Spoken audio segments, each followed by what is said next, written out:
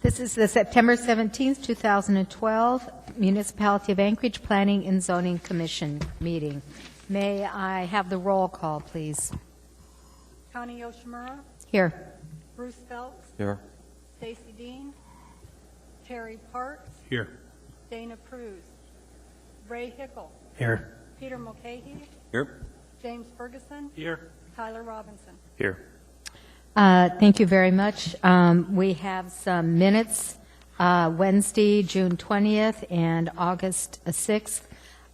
May I have a motion for approval? Madam Chair, I make a motion that we accept the minutes as written. Thank you. May I have a second? Thank you, Commissioner Ferguson. Is there any objection? Seeing none, those minutes are approved. Thank you very much. We have no items on the consent agenda. We have no unfinished business and actions of the public hearings.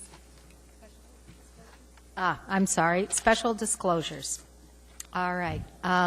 Vice Chair Parks, would you take care of the disclosures? Yes, Madam Chair. Commissioner Hickle? None. Commissioner Phelps? I wish to disclose that I work for the Alaska Department of Natural Resources. One of the items up this evening concerns state land, and I want to make the Commission aware of that.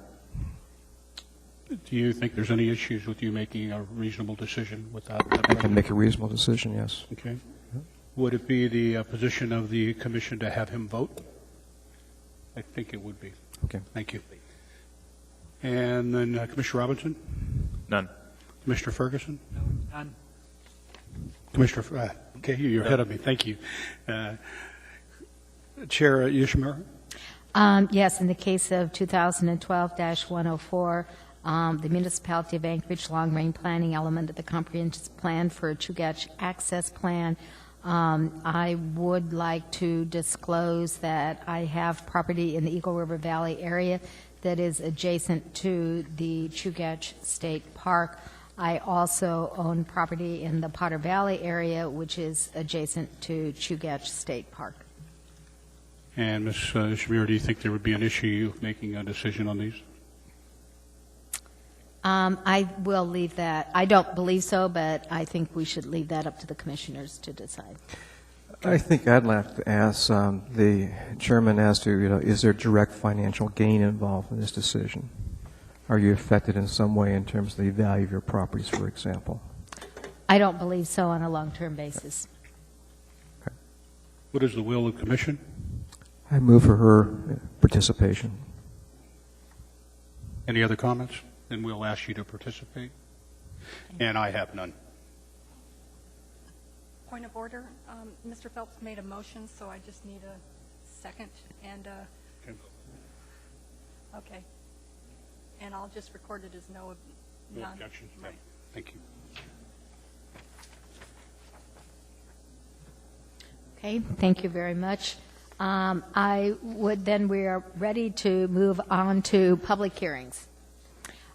Case 2012-109, the Municipality of Anchorage Public Works Department. The request is site selection for a public facility. May we have the staff presentation? I'm sorry. I missed the last meeting, so I have to get up on my rules of procedure. The procedure by which the public may speak to the Commission at its meeting is, 1, after the staff presentation is completed on public hearing items, the Chair will ask for public testimony on the issue. Persons who wish to testify will follow the time limits established in the Commission rules of procedure. Petitioners, including all his/her representatives, 10 minutes. Part of this time may be reserved for rebuttal. Representatives of groups, community councils, PTAs, 5 minutes, individuals, 3 minutes. When your testimony is complete, you may be asked questions by the Commission. You may only testify once on any issue unless questioned by the Commission. An individual may have appeal rights relating to any action the Planning and Zoning Commission takes. Appeals must be filed with the clerk's office within 20 days after the Planning and Zoning Commission's final decision. Any individual may request written findings from any Commission decision within 7 days. All right. Ms. O'Brien. Thank you, Madam Chair. As mentioned, this is a site selection study that involves the renovation or the relocation of Fire Station Number 3. There are 8 community councils that were involved in this particular public hearing. A total of 391 public hearing notices were mailed to all the 8 different community councils, and of those 391 notices, 1 notice was returned opposed, stating in part, we don't need another fire station, the taxpayers don't need the additional burden, and the existing stations are underutilized as it is. The current fire station number 3 location is on the west side of Airport Heights Road. This station was built in 1967. It was built in close proximity to Merrill Field and the old borough landfill site. The station is in need of repair, remodeling, and asbestos abatement.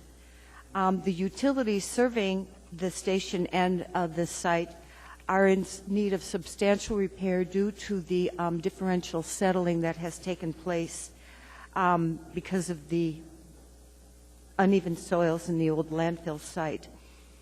The rebuilding or relocation of Fire Station number 3 is identified as a priority in the Anchorage Fire Department strategic plan spanning the years 2009 to 2015.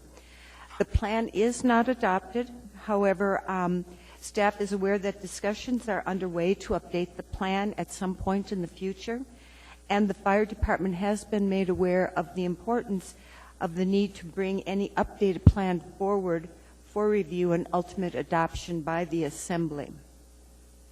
Initially, a minimum 2.5-acre site was sought to accommodate a 4-bay fire station, but the strategic plan did identify another site at Northern Lights in Burgaw for having a truck company located at that proposed station when it is developed sometime in the future. Therefore, it was decided that a 2-bay fire station could serve the community, and a 1-acre or more size site would be sufficient if Fire Station number 3 is ultimately relocated. Now, Fire Station number 3 does serve northeast Anchorage. It includes Mountain View, Airport Heights, Russian Jack, and portions of Government Hill, Fairview, Northeast, Rogers Park, and University area community councils. Fire Station number 3 also handles 30% of the highest priority calls. These are code red, with the greatest amount of emergency in terms of response. The representatives of the fire department did undertake a series of analyses, and 5 locations were ultimately identified for further analysis.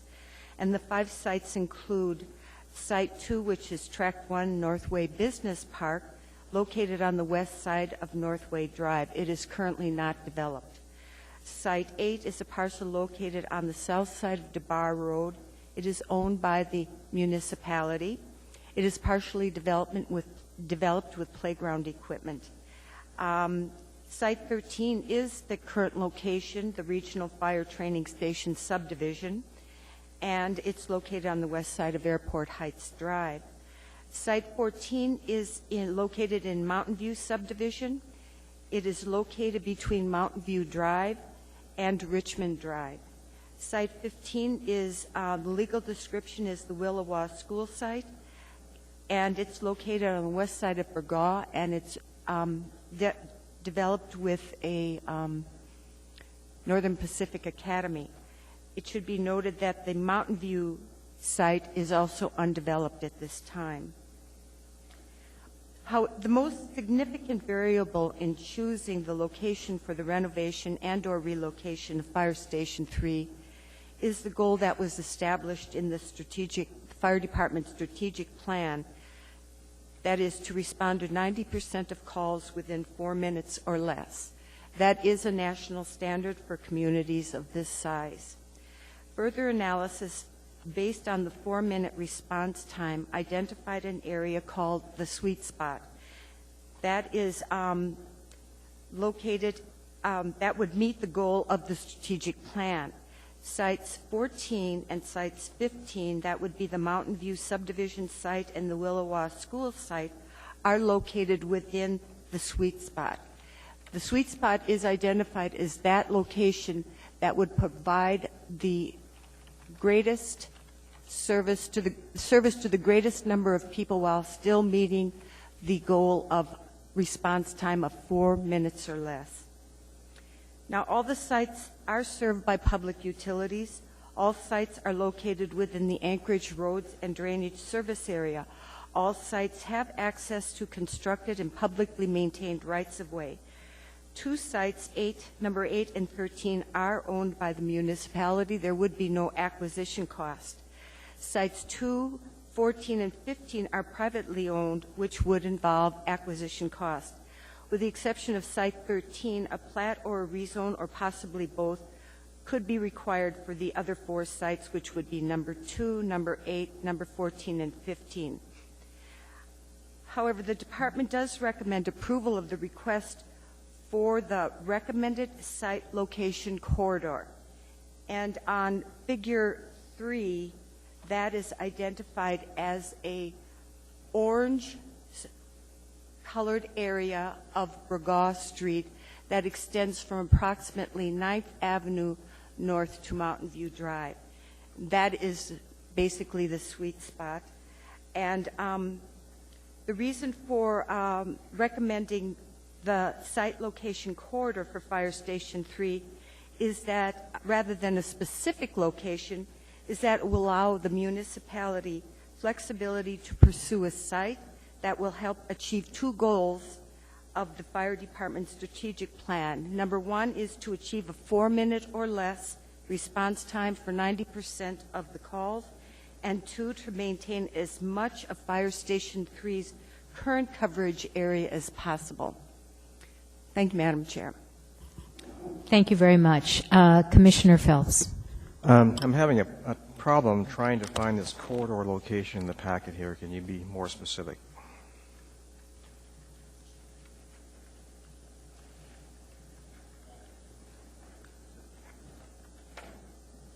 That's going to be where it is? Figure 11? Through the chair, Mr. Phelps, on page 2, there is an outlined area, and I'm looking at it that shows the sweet spot. Mine is in black and white. Hopefully yours is in color. Yes. It's the color, as I remember, is orange. That stretches from Burgaw Street, and it's outlined in a darker line, and it's orange, and that is identified as the sweet spot. So this is a fairly unusual approach. Typically in a site selection study, you have a series of alternative sites, and the department recommends a site or maybe alternative sites. So this is the first time I've seen something like, I'm not saying it's bad, I'm just saying this is the first time I've seen something like this where you identify a possible corridor. Is that correct? Through the chair, Mr. Phelps, that's my understanding. However, this is a bit unique in that the goals involve a response time to the greatest number of people, and the calls, ultimately, you know the general area where they're going to come from, but you never know where the calls are going to come within that service area. To me, it's unlike a school district which has established boundaries where students will attend a school. This is basically based on a goal of response time, and that's the overriding goal of this, basically this site selection study that is before you tonight, is that goal of 90% of the calls will receive a response in 4 minutes or less. Yeah, I actually understand that. The question, I guess the question I'm getting to, or the issue I'm getting to, is that, so what we're recommending is a corridor, and that gives the authority to the fire department to select a site within the corridor. Is that correct? Or do they have to come back to us once they've selected a site? Through the chair, Mr. Phelps, I believe your understanding is correct. That allows them the flexibility to select a site within that corridor. Once the site is selected, of course, they would come back under AMC 21-05-015 for a public facility site plan review. So you would see the specific site again under a site plan review. It would then go on to the assembly because any funds would have to be appropriated for the actual acquisition of the site. So it goes to a site plan review that is different than a site selection. This is the site selection then. So that site selection does not come to us. The site plan review comes to us. The site plan review, that's through the chair, Mr. Phelps, that's correct. So my interpretation is going to be that, in fact, we are giving authority to the fire department to select a site within this orange area here without subsequent review by the planning commission. Did I interpret that correctly? Through the chair, that's my interpretation. Yes. Commissioner Ferguson?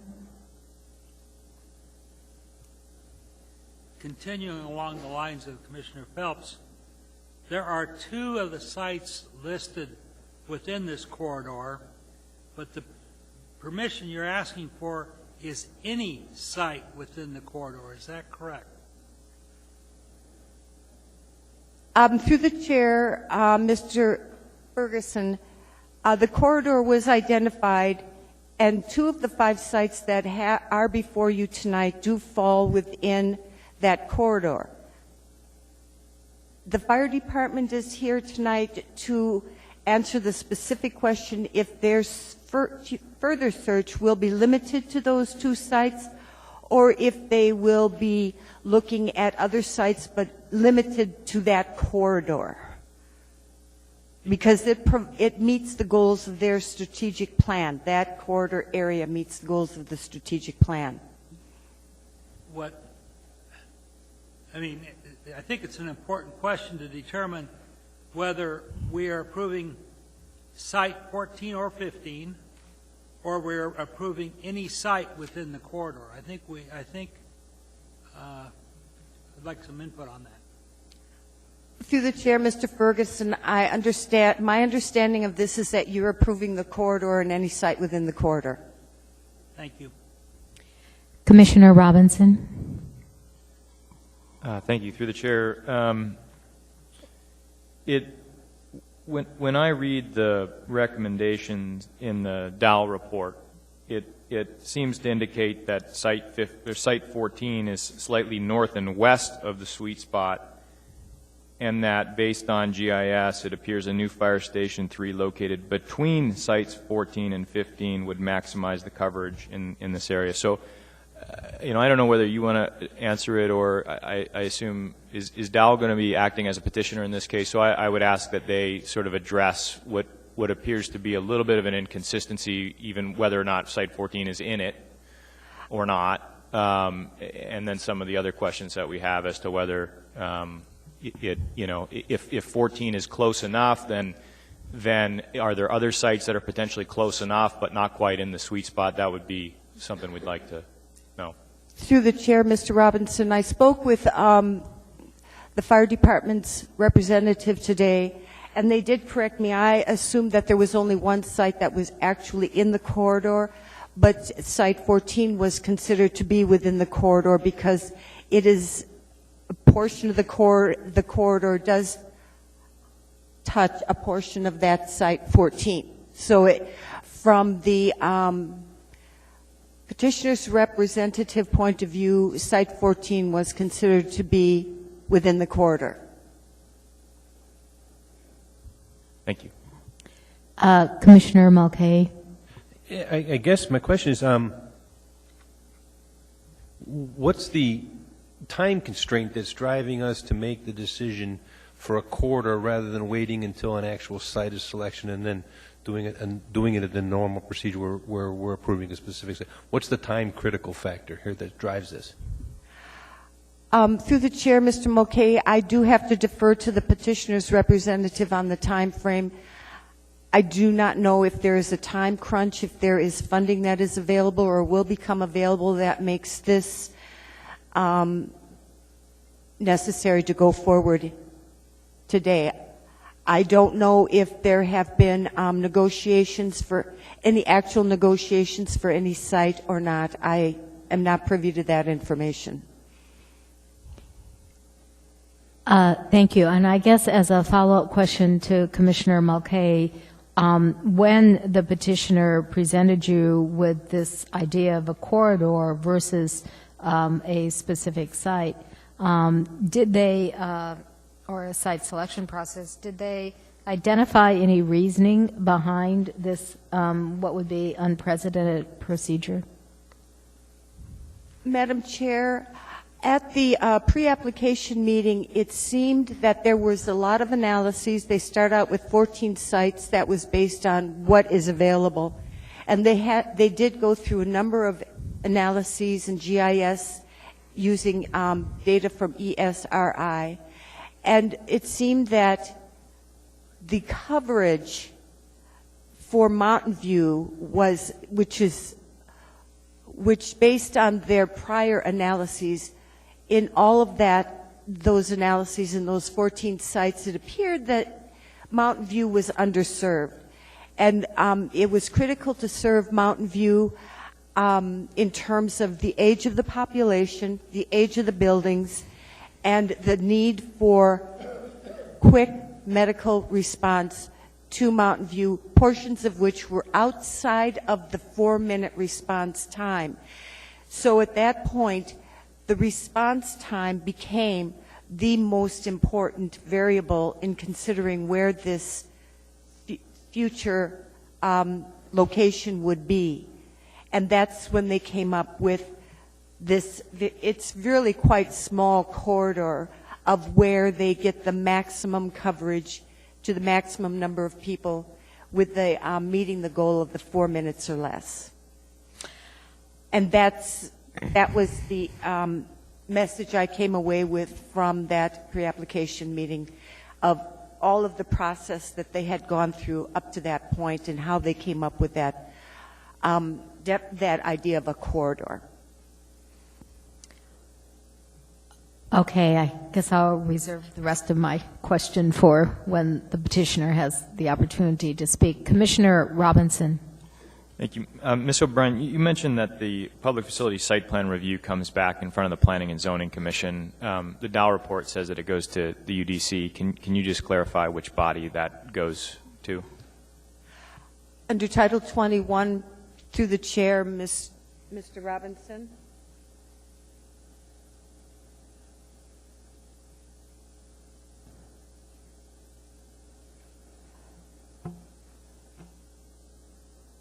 Under 21-15-015A, it's the authority of the Planning and Zoning Commission shall review and make recommendations regarding the following: the selection, the recommendation of a site, and action by the Assembly. Under B, the authority of the Urban Design Commission shall review and approve the site plans for public facilities. So I stand corrected. You're right. It goes to the Urban Design Commission. But I think that still has to be decided in the review of the UDC role and responsibility vis-a-vis the Planning and Zoning Commission. But if we accept a corridor, are we abdicating that responsibility? I don't think so. If you're accepting the corridor, then the basic issue to me is that this is a unusual precedence, and I, at this point, don't understand why we're not doing a specific site selection as opposed to an area site selection, nor do I understand the reason for the timing. Okay, thank you. There are no other questions of staff at this time, so could we hear from the petitioner's representative?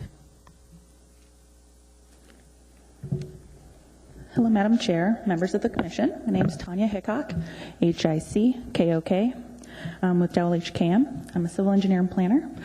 With me tonight is Mr. Tim Potter, our planning director, as well as John Drzowski, the Deputy Chief of the Fire Department, as well as Heath Landon with MOA Capital Projects. So they're in the audience if you have these specific questions. As Margaret mentioned, our application before you tonight is requesting approval of a recommended site location corridor for the relocation of Fire Station 3. Fire Station 3 is a fairly old fire station constructed back in 1967. In 2008, a study was conducted by MOA Capital Projects in order to evaluate the ability to remodel the existing facility, and it was found that it would be likely cost prohibitive to update the existing building. And so Capital Projects and the fire department stepped back and requested a new evaluation be performed, taking into consideration where a new fire station would be most appropriately located. As Margaret also mentioned, AFD has a strategic plan, and in that plan they note specifically the arrival of a fire pumper vehicle within 4 minutes, 90% of the time, to structure fires, and then arrival of basic life support units within 4 minutes or less to 90% of code red medical emergencies. So we were able to not only utilize a GIS program to actually model what a 4-minute coverage would be, and then we also use that model to do the sweet spot, which is an outside-in look using the GIS model. And then we also were able to have some actual fire crews actually do the run to see if that was actually feasible or not. We believe that approving the recommended site location corridor gives the AFD and the municipality the most flexibility, enabling them to negotiate and select and purchase a site most cost effectively. Being though they have a legislative state grant that was funded back in 2008. That funding expires within 5 years. So they are running up against that time crunch. And then to also clarify, as Margaret also stated, that it was the site will still have to be approved for acquisition purchase at Assembly, as well as coming back to UDC, as my understanding, for a public facility site plan review. I'd like to thank the municipality and the staff, and specifically Ms. O'Brien and all her help in her assistance in reviewing this complicated project. And with that, we'd be happy to answer any questions you had.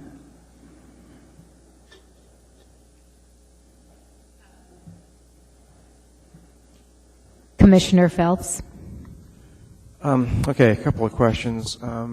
Again, this is new for us. We have not seen this before.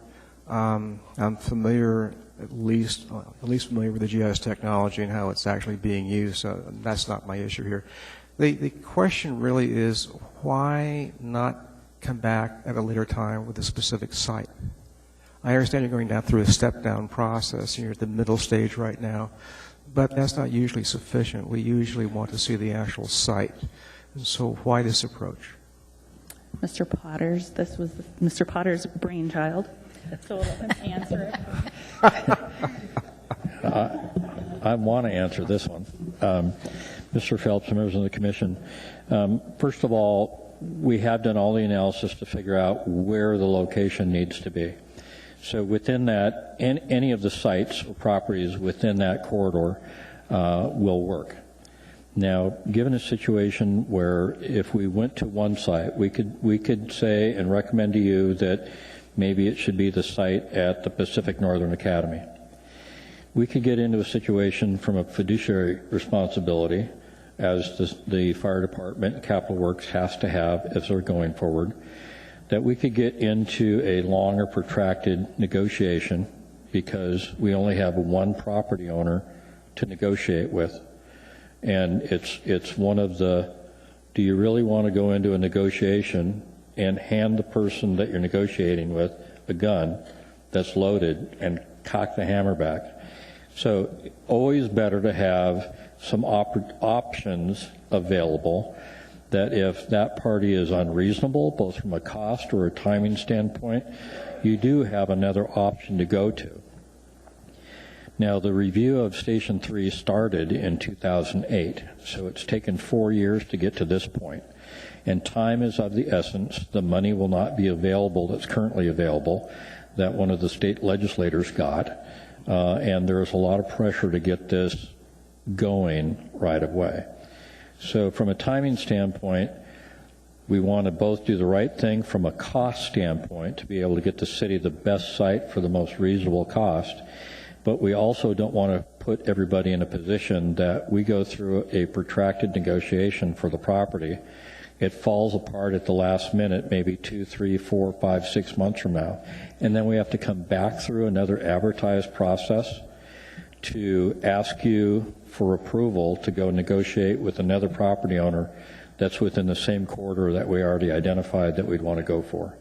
So that's really the essence. It's an accommodation and flexibility from the city's standpoint to provide and acquire a site within an area that is approved, that meets the needs of the community. And it's just an authorization to be able to deal with more than one property without coming back. But if we were to give you an approval of an area, you wouldn't be identifying a specific site, and therefore when you entered into negotiations with an individual property owner, there would not be a gun to your head because, again, you have not negotiated. You don't have just one site. You have an area. We have a very small specific area of which very few properties are within that area to negotiate with and approach. So it would be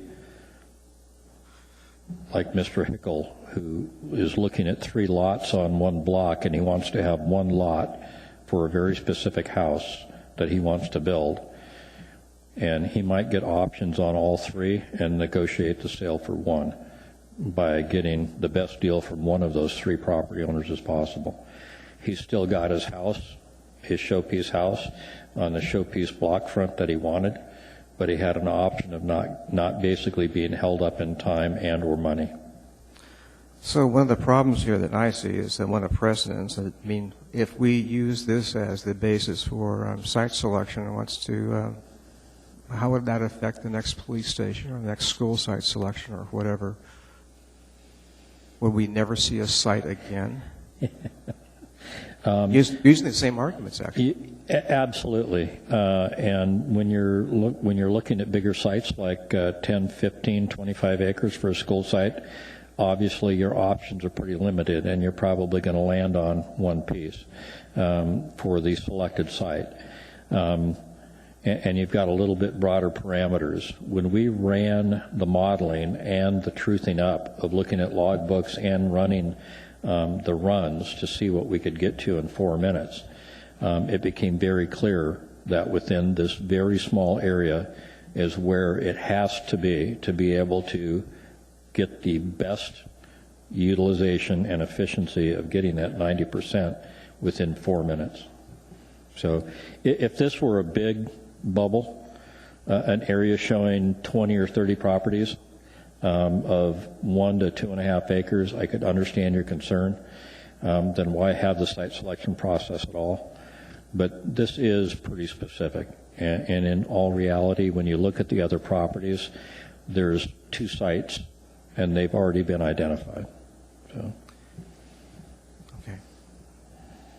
Okay. Commissioner Ferguson.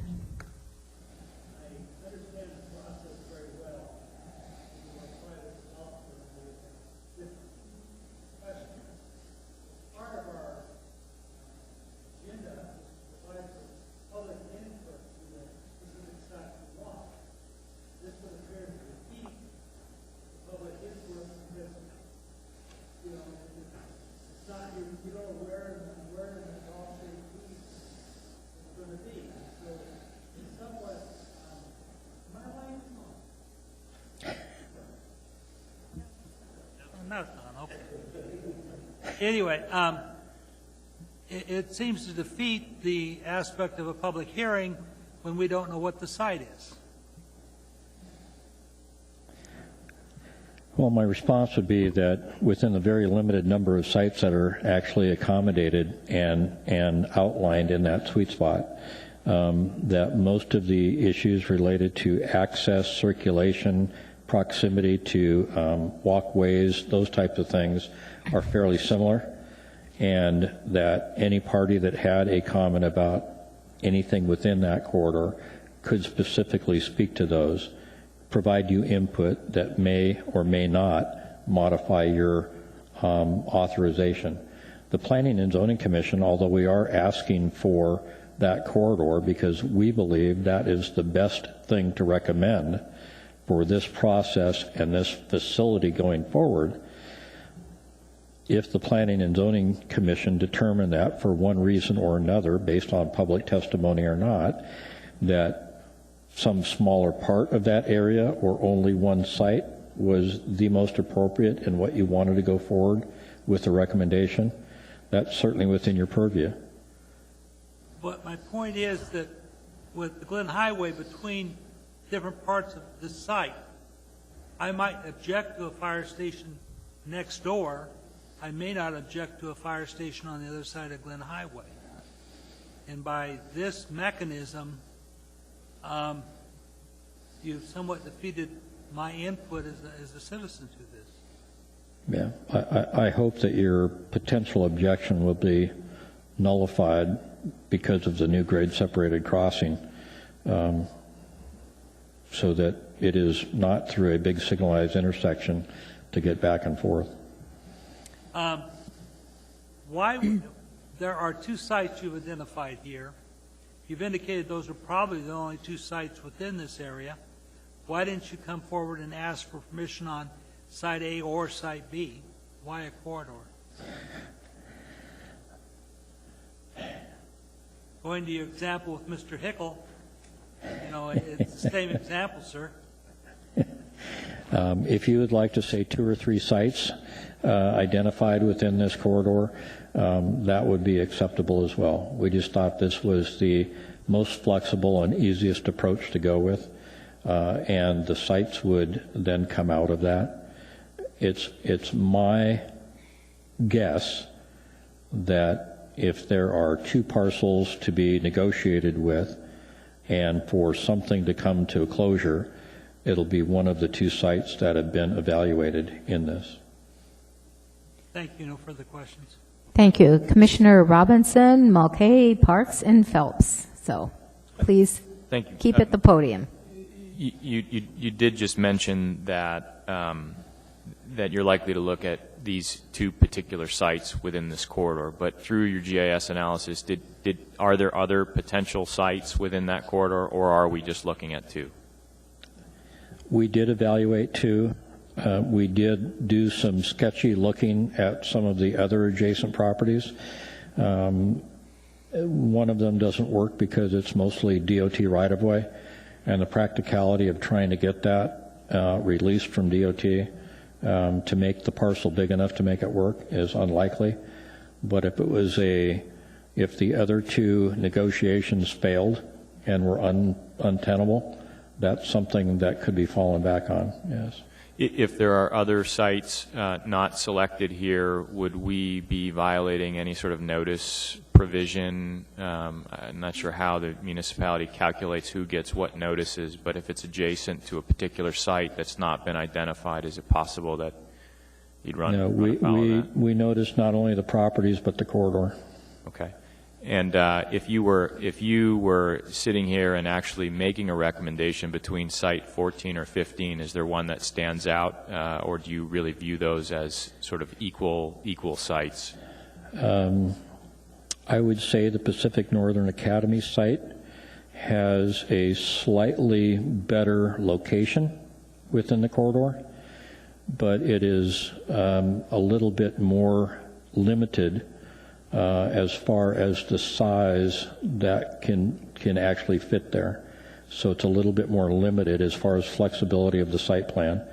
And we've done a site plan that shows that we believe that it can fit there, but it's very tight. And we need to make sure that we don't create any issues with their operation. The other site, which is the old John's RV Park, which did have buildings on it, that is now fully cleared and cleaned up, is a combination of properties, and we show it as a larger site with half of the site being left or 2/3 of the site being left for other future development. That gives us a little bit more site flexibility as to the layout and circulation pattern in that. But it's not as far into the middle of the sweet spot as the Pacific Northern Academy. So when you ask the question, there's a locational advantage to one, there's a size advantage to the other. Great, thank you. So, Commissioner Mulcahy. I think the answer to the main question was you said if we limited you to 1 or 2, said, just proceed with 14 or 15, you'd be okay with that? Did I mishear you, or? In this case, I think that's where the reality is of where we're going from a practical standpoint. Would there be a way to approve the corridor tonight, but then add a recommendation that requires you to come back once you've finalized? Would that be advantageous? I would rather have you approve 2 sites specifically so that we don't have to get in line and have another public process to come back. I mean, that's not that I don't love coming and spending my evenings here. It is a time frame and a process of trying to get through the different steps to get there. So when we then try and go to the community councils in advance of coming here, that schedules how the process goes month by month. And we would be looking at additional time, which may jeopardize trying to get into the ground with construction next season. Thank you. Commissioner Parks. Well, I feel like I'm in a game show. I feel like it's behind curtain 3. I guess I have a little bit of the similar issues that we've got. We've got something that we've never seen before, which is always odd because you don't know how to treat it, and I think that's one of my concerns. The other concern I have is that the sites that you've selected between 14 and 15, I personally see both of those sites being usable. I happen to own some property that's near these both of these locations, and I agree that you need probably to move that location where it is now. It opens up on a very busy road, and it's got some issues of egress and some things like that. However, I guess my question you would be is if you had one or the other, 14 or 15, could you set a priority on which one you would rather have? Would it be 15 rather than the 14? I think the priority would probably be established that the Pacific Northern Academy site would be the first to have negotiations initiated. So if we said that was the primary and gave you a secondary location of 15, you could live with that? As long as you gave some at least theoretical limits on what does that mean. At what point can we, with the Planning and Zoning Commission's approval or authority, negotiate on the other site if the first site is being obviously unreasonable or we recognize that it's just not going to go anywhere? It's a good question. I don't know. I mean, that's one of the issues that I have. I think for us to approve a site, we have to have in my humble opinion, we have to have a site to approve. To approve a corridor is very difficult unless we change the conscientious way that we look at the public process and take public hearing. It's very difficult for the people that are sitting out there tonight to say, which one is it? Can I speak to each one of the locations when I come up here in 3 minutes, or I get 3 minutes for each location? I see it as a real opening up a bucket of worms for the public process of this. Not so much that I don't disagree with your process, but I think it's different. I certainly understand that, but I do think, and I don't think it's that radical, and in fact, I think it's even been done in town before. I was trying to remember the example, and it may have been with either the convention center or the Fire Station 1 in some of the initial practice before it ended up, Fire Station 1 where it ended up at. But I don't believe that it's that radical that you can put a bullseye in an area that meets the needs of that functional thing that you're looking at, because what your role is tonight is to evaluate our evaluation, listen to public testimony, and determine where an appropriate location is for the revised or new Fire Station 3. And I believe that you can do that within the context of this small sweet spot versus having one specific location. And so I don't think it's that crazy. And I also think that it's in the public benefit, looking at all of the other people that aren't necessarily here that are going to be paying for and continuing to pay for the operation of this facility over time, that we get the best, most efficient location also at the best cost for the public. Thank you. Commissioner Phelps. I guess I'm having a problem. The rationale behind a corridor area is basically to provide the flexibility to choose a site, any site inside that corridor. And I understand that. I mean, that's something that I'm quite familiar with, actually. But what is becoming increasingly obvious is that there's actually only 2 sites you're carefully considering inside the corridor. So it doesn't seem like your initial premise of a corridor is actually what you're after. It sounds like you're really trying to make a choice between sites 14 and 15. If that's the case, my preference is, well, let's call it 14 or 15. And if you're recommending that, the Pacific Northern Academy site makes the most sense, then why don't we just recommend that? And again, this gets to the acquisition part of the deal. And all of those that have done real estate deals up here know that sometimes they don't end well and they don't close. And then you go out again. And we tried to accommodate a situation. Could I just interrupt here? Let me just interrupt. Okay, let's say, for example, we said we think the first site should be the Pacific Northern Academy. But we also give you authority in the event that that negotiation doesn't work out, that you have the other site to negotiate. The caveat would be is that you would come back here and let the commission know what was the basis for not selecting the first site and what was the basis for selecting the second site. No public review, but you have to provide information back to the commission so at least we have a closure on this so that we know that we've done proper due diligence. So I guess I would ask you to think about that. Absolutely. I think that you could say, what is your primary parameter? And it is being able to meet the 4-minute response time on a code red call 90% of the time. And on that basis, the Pacific Northern Academy site is best from that standpoint. Now, it does have some challenges from an actual site plan, but that's the challenge. And it's a challenge that can probably be met. Now, I don't know if they want us to buy the site. I don't know if they want us to negotiate with them.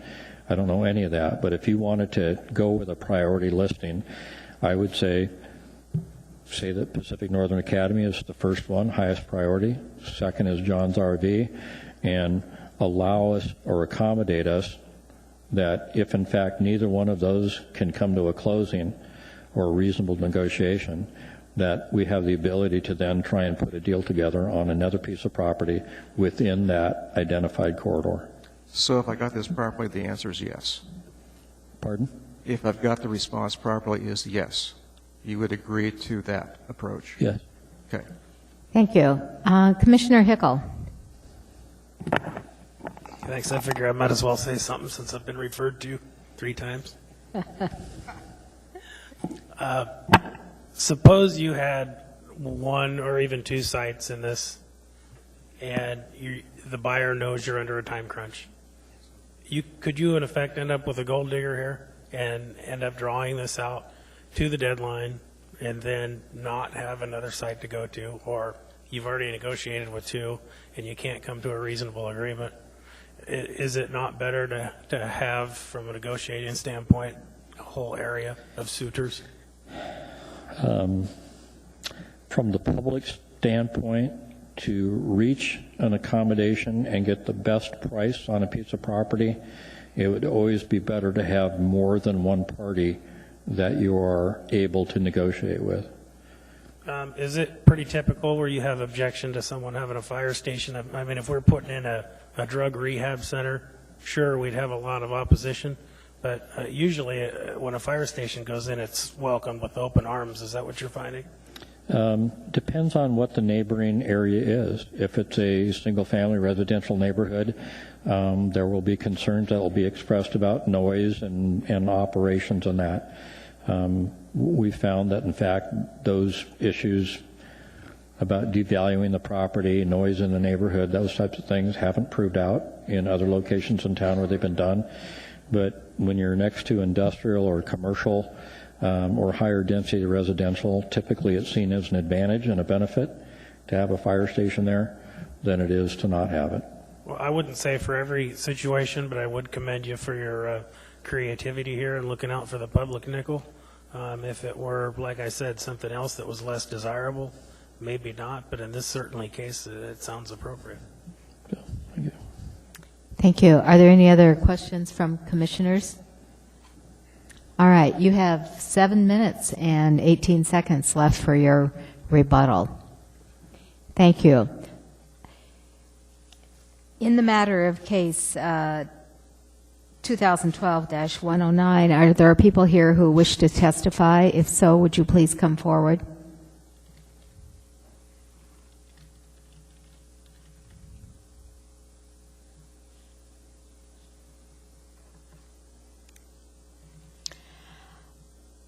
Would you clearly state your name for the record, and if it's complicated, would you spell it for us, please? My name is Stuart Bannon. The last name is Bannan. Thank you. I'm with the Anchorage Community Land Trust. We're the owners of number 14. And I'm not going to try to expand on all the work that was done in the technical realm, but I would like to say that our organization owns property along Mountain View Drive for the purpose of developing the neighborhood and for advancing the revitalization of the community. And we're very much in favor of the fire station. We believe that it would add a level of safety and a level of investment to the community from the city that would be a very positive thing. And in terms of us as the landowner, we're interested in communicating with the municipality, with negotiating with them. We've had a history of working with the city on numerous land deals up and down Mountain View Drive. And so I'd like to say on behalf of our organization that we have an interest in having the fire station in Mountain View on John's RV, site number 14. And I think from the acquisition point of view, if that is a consideration that would be a major factor, we would be willing to negotiate perhaps a land swap or other ideas. I'm not sure what the position of Pacific Northern Academy would be, but we're open and excited about the possibility. So that would be it. That's all I want to add. Thank you very much. Would you please stay at the podium if there are any questions from commissioners? Well, Mr. Bannon, I have a question. What makes your site less desirable than the Willowa School site, in your opinion? In my opinion, I wouldn't say there's anything. Our site is almost 2 acres. It's flat level ground. It's right on Mountain View Drive. It's been newly cleared. And as an organization that advocates for Mountain View, we'd like you to consider that the far northern parts of Mountain View, although I'm sure we're perfectly well analyzed, have houses and apartment blocks that are old and probably would be considered a fire hazard. I'm no expert on that, but I think as a Mountain View advocate, we would say that the community needs some extra protection considering the architecture that happens, that's there, and honestly what happens in Mountain View. Despite all our efforts, more need is no doubt there than in other parts of the city. And I would also add that John's RV is on Mountain View Drive, which is a strictly commercial area. You wouldn't have that sort of problem with residential except off to the north of the site. But otherwise, it's a commercial area that would need fire protection. All right. I don't see any other questions. Thank you very much for your testimony. Is there anyone else here who would like to testify? Please come forward at this time.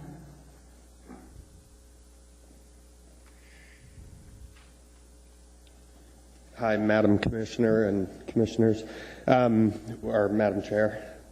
Excuse me. My name is Martin Weiser, W-E-I-S-E-R. I'm board chair for Pacific Northern Academy, and wanted to say a few things about this process. I do appreciate Dow Engineer and Mr. Potter's hard work in determining a sweet spot, and happy to say that we are actually in the middle of that sweet spot.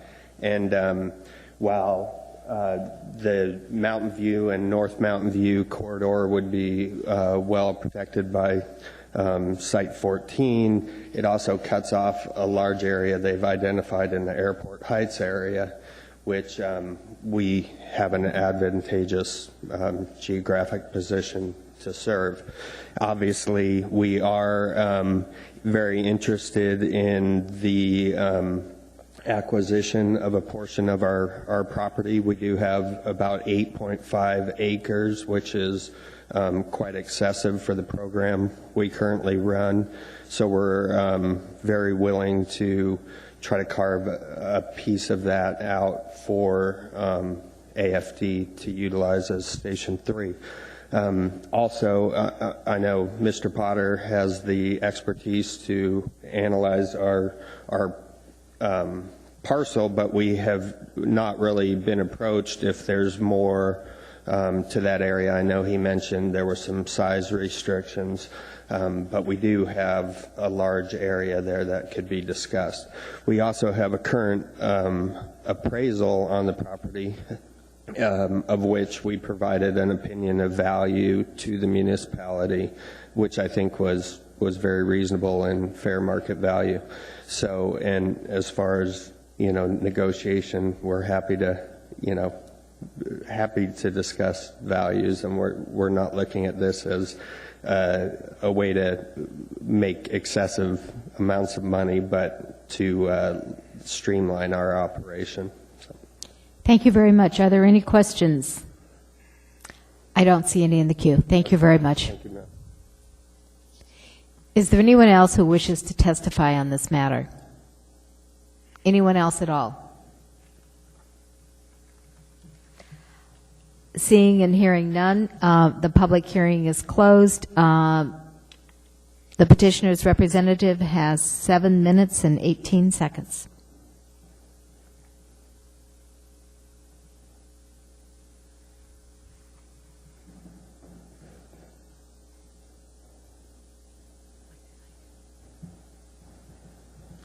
Madam Chair, members of the Commission, I just wanted to make sure and I'll keep this very brief, that the two site plans you can see at this time depict what we've identified can be done on each parcel and keeping the parcels to the smallest size possible. As you can see on the Pacific Northern Academy site, it actually goes into an area that's an existing parking lot and an area of trees. And what we do show is that by the time we get it graded, there may be some overlap onto the drive aisle that actually is a fire lane and access route within the school. So there are some challenges. They are manageable. I think we can deal with that. It's nice to hear that. I think in the discussion about whether it's the Anchorage Community Land Trust property, the Johns RV Park, or Pacific Northern Academy, something that was mentioned is very important. When you, again, look at trying to balance the service area out, trying to give the best service to the greatest amount of people in the highest call volume areas, when you go to the Community Land Trust parcel, you do move the overall 4-minute coverage area north. And you're placing the fire department station location closer to the edge of the serviceable and developed area, which means you've reduced the 4-minute coverage by a little bit, meaning dropped a few people out of the 4-minute coverage going to the south in the Airport Heights area. And what we've attempted to do with the Pacific Northern Academy site, when you ask what is the highest priority from a locational standpoint, that is about the best you can get as far as still being able to reach everybody in Mountain View. And there's a corner of northeast Mountain View that is currently not reachable within the 4-minute from the existing Fire Station 3 area. It's a very high call volume area.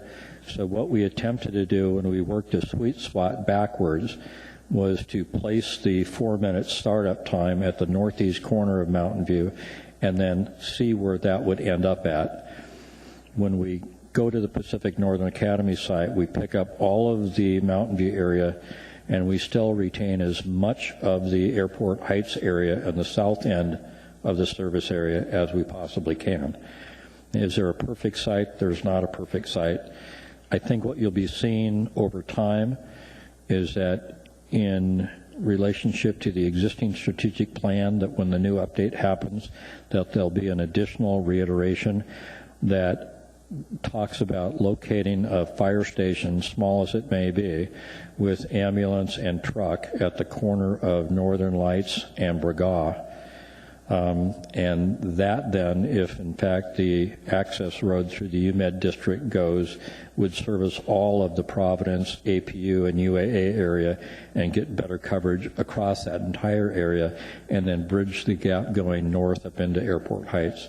So this is a system network, so you can't reach everybody right now, but working the plan over time, we'll be able to fill in that network. So that's it. And I just wanted to be able to describe a little bit why the Pacific Northern Academy, from a locational standpoint, is a little bit better than the Johns RV Park site.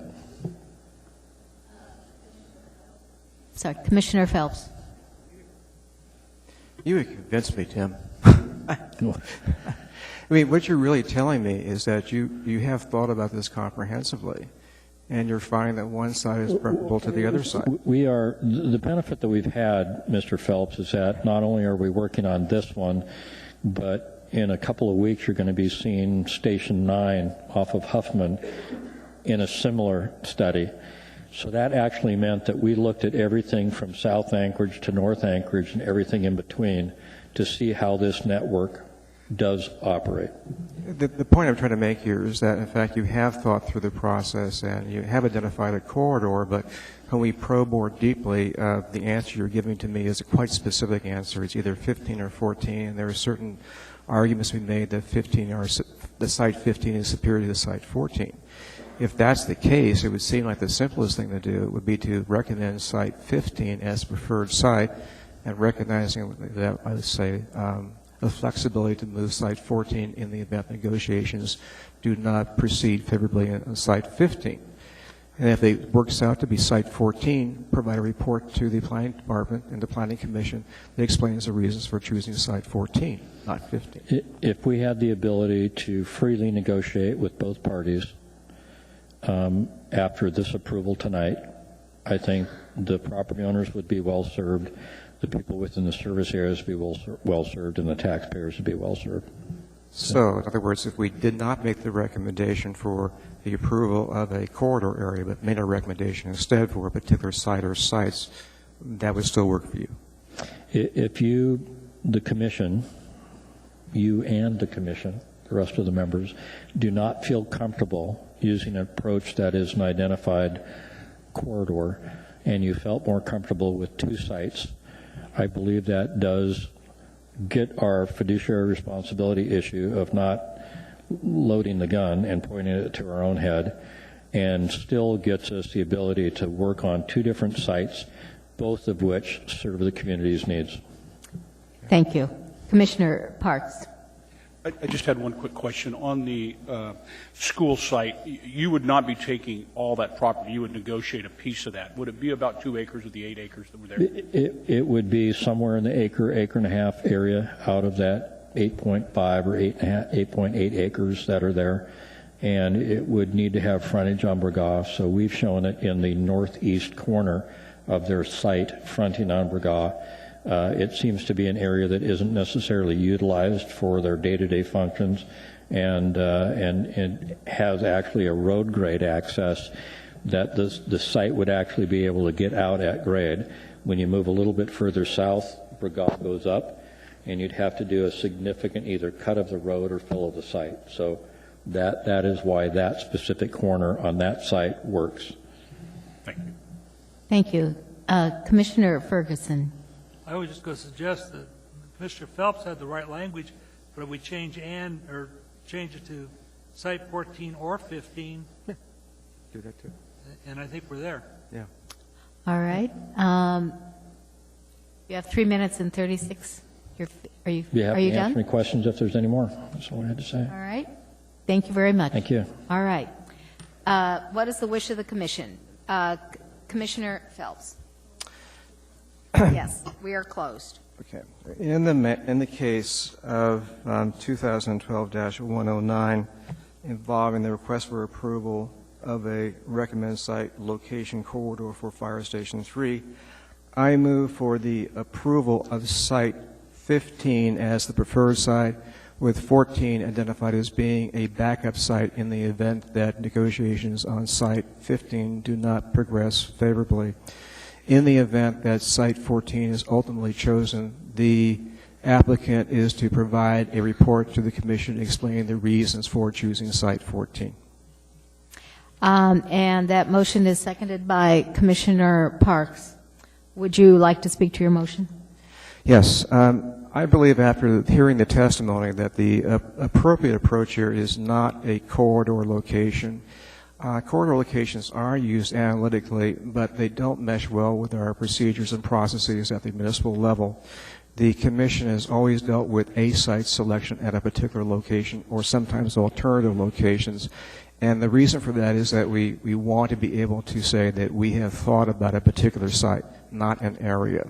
And so I think it's much more appropriate for the Commission to recommend a particular site, particularly since after the discussion this evening, it's apparent that a comprehensive analysis has been done, that you have reasoned through the various sites, that 2 sites are the apparent best sites, and that in the wording of the motion, that we are giving you flexibility choosing one or the other with the ability to explain to the Commission why you chose one over the other.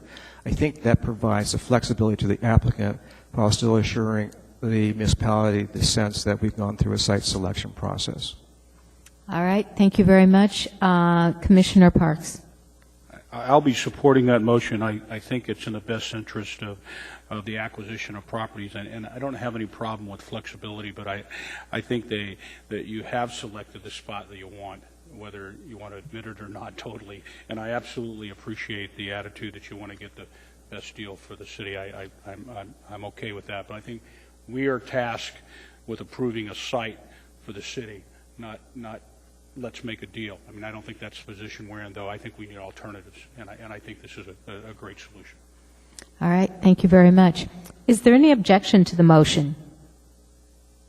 Seeing and hearing none, that is approved. Thank you. We are going to take a short 5-minute break, and then we're going to come back for case 2012-104.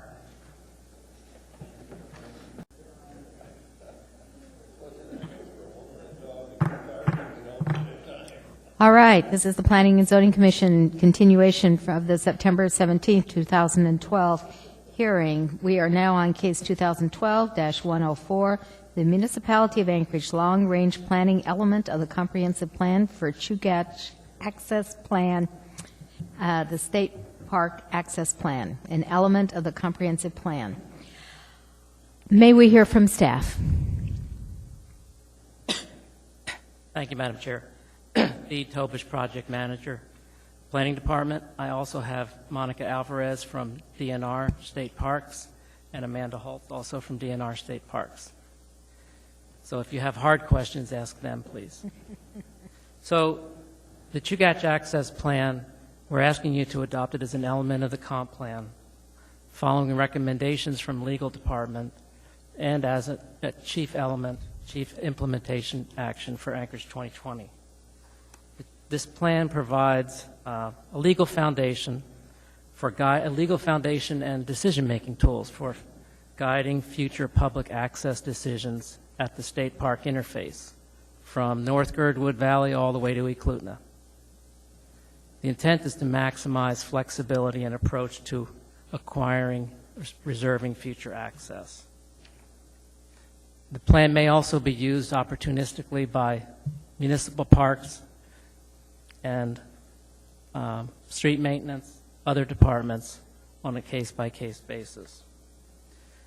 Access decisions can come from future platting actions, and at that time opportunities may be evaluated and analyzed for locations.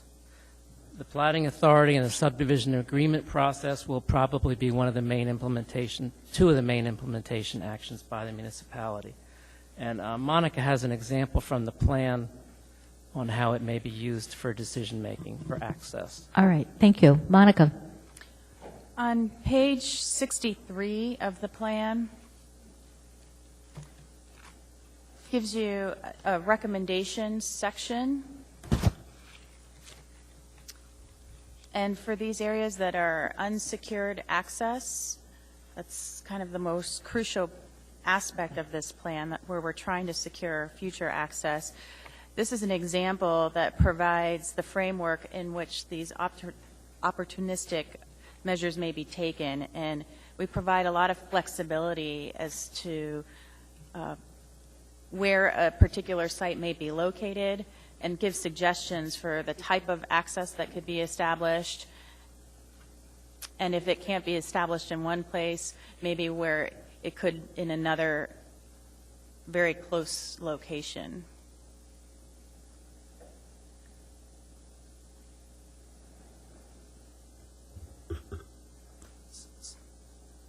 So this case provides actually the second public process for this document for the plan, following the state's 2-year public review process previous to this. The plan, this version of the plan was released in late July for about a 4-week public notice period.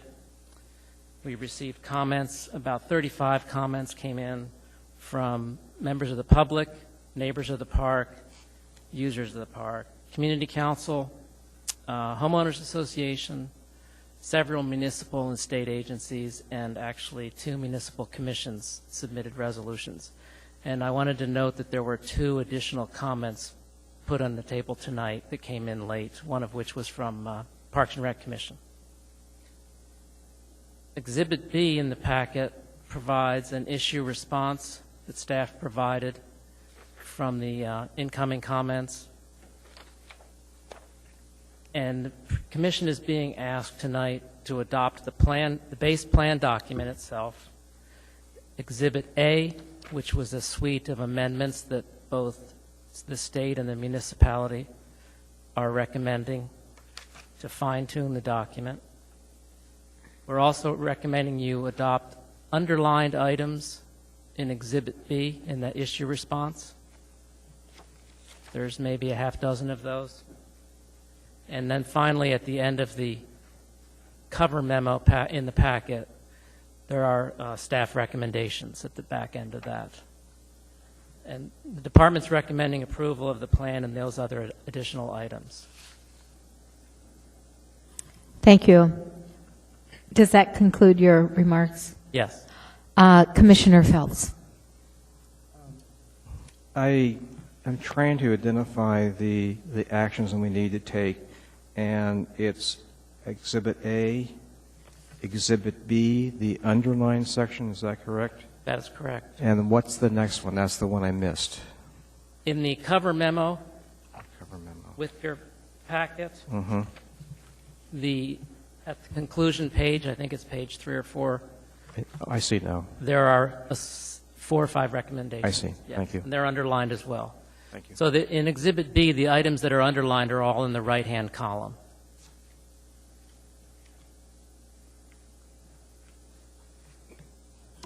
Thank you very much. Are there any other questions from commissioners? All right. The public hearing for members of the public. Persons who wish to testify will follow the time limits established in the commission rules of procedures. Petitioners, 10 minutes. Representatives of groups, community councils, PTAs, homeowners associations, 5 minutes. Individuals, 3 minutes. Please identify yourself if you are with a group and the name of the group, and if you're authorized to speak on behalf of the group.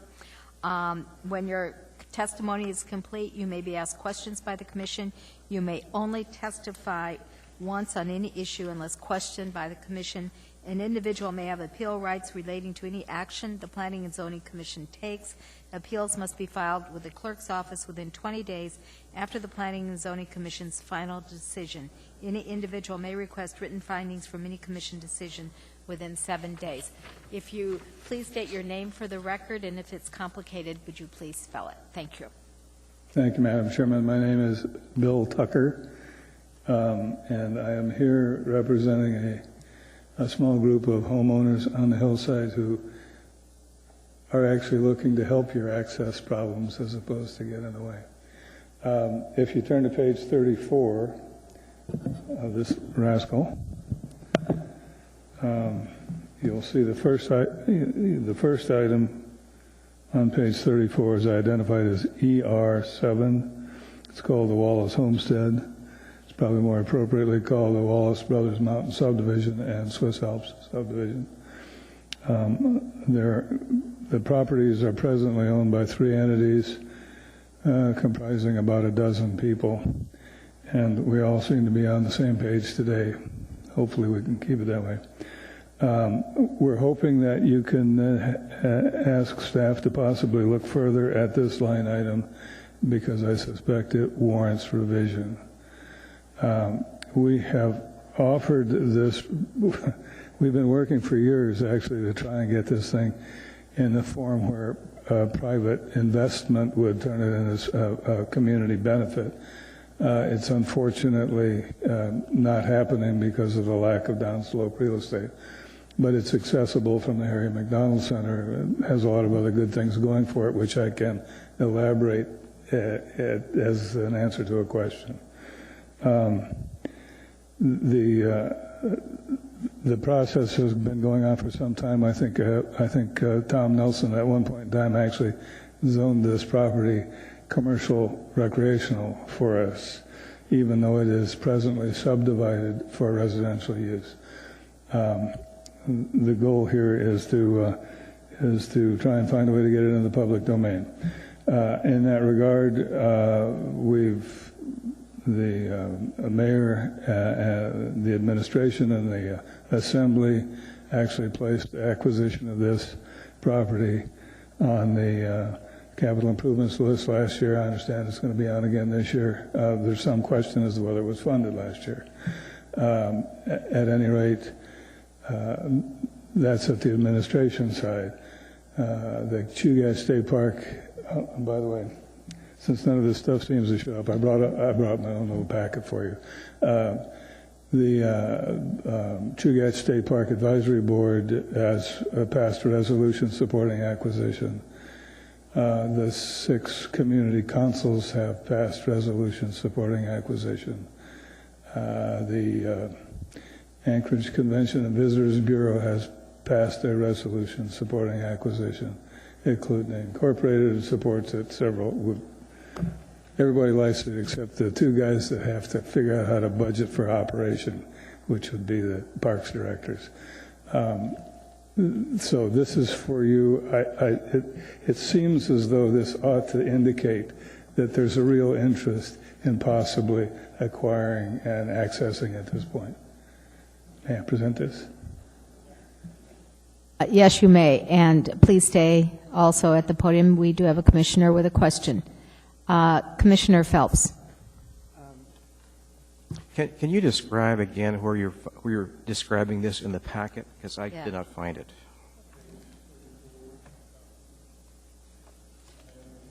In this page 34 in this book.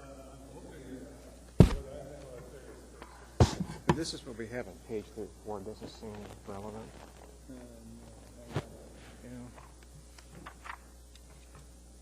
Right. Okay, it's on page 34 of the plan. In the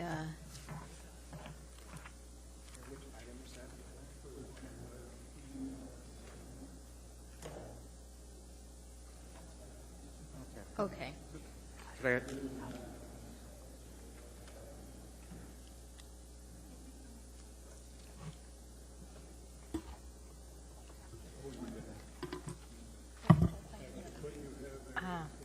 Okay.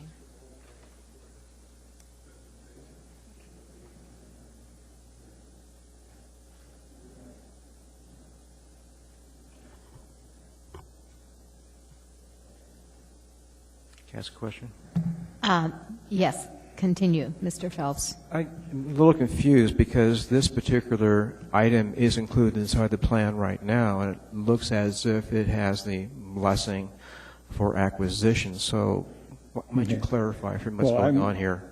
I'm working with what I found out there, which, as you can see, I left it. Oh, I didn't leave it up there. Here, I'll show you. Yeah, I have to apologize because I've not seen the addendums. This may already have been addressed. Does staff have a comment regarding that? Regarding what, Madam Chair? Whether or not this issue has been addressed in an amendment? No, it has not. It's my All right. understanding that the state is aware of this acquisition request or acquisition recommendation. The parcel's outside of the state park boundary, so they didn't go into detail about that. All right. Thank you very much. Commissioner Phelps, do you still have a question? Yeah, I guess I still need clarification. I'm looking at the public review draft on page 34. I'm looking top of page, and he identified as BER7.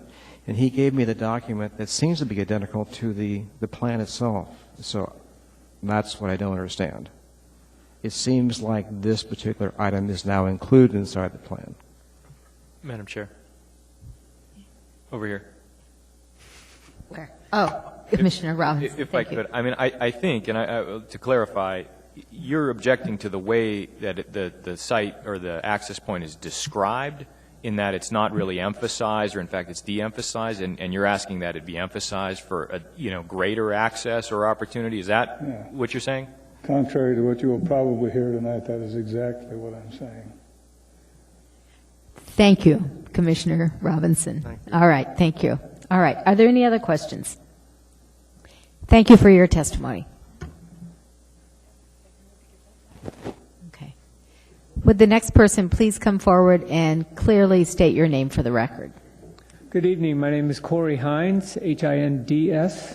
I'm the president of the Chugach Park Access Coalition.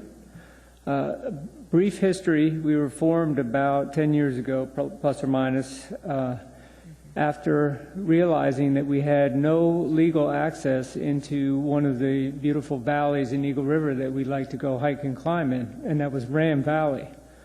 And after being very frustrated at not having a legal place to park, or the signs going up say that we couldn't get there, we formed this group and had a really good group of energized people who got together, started looking into this issue.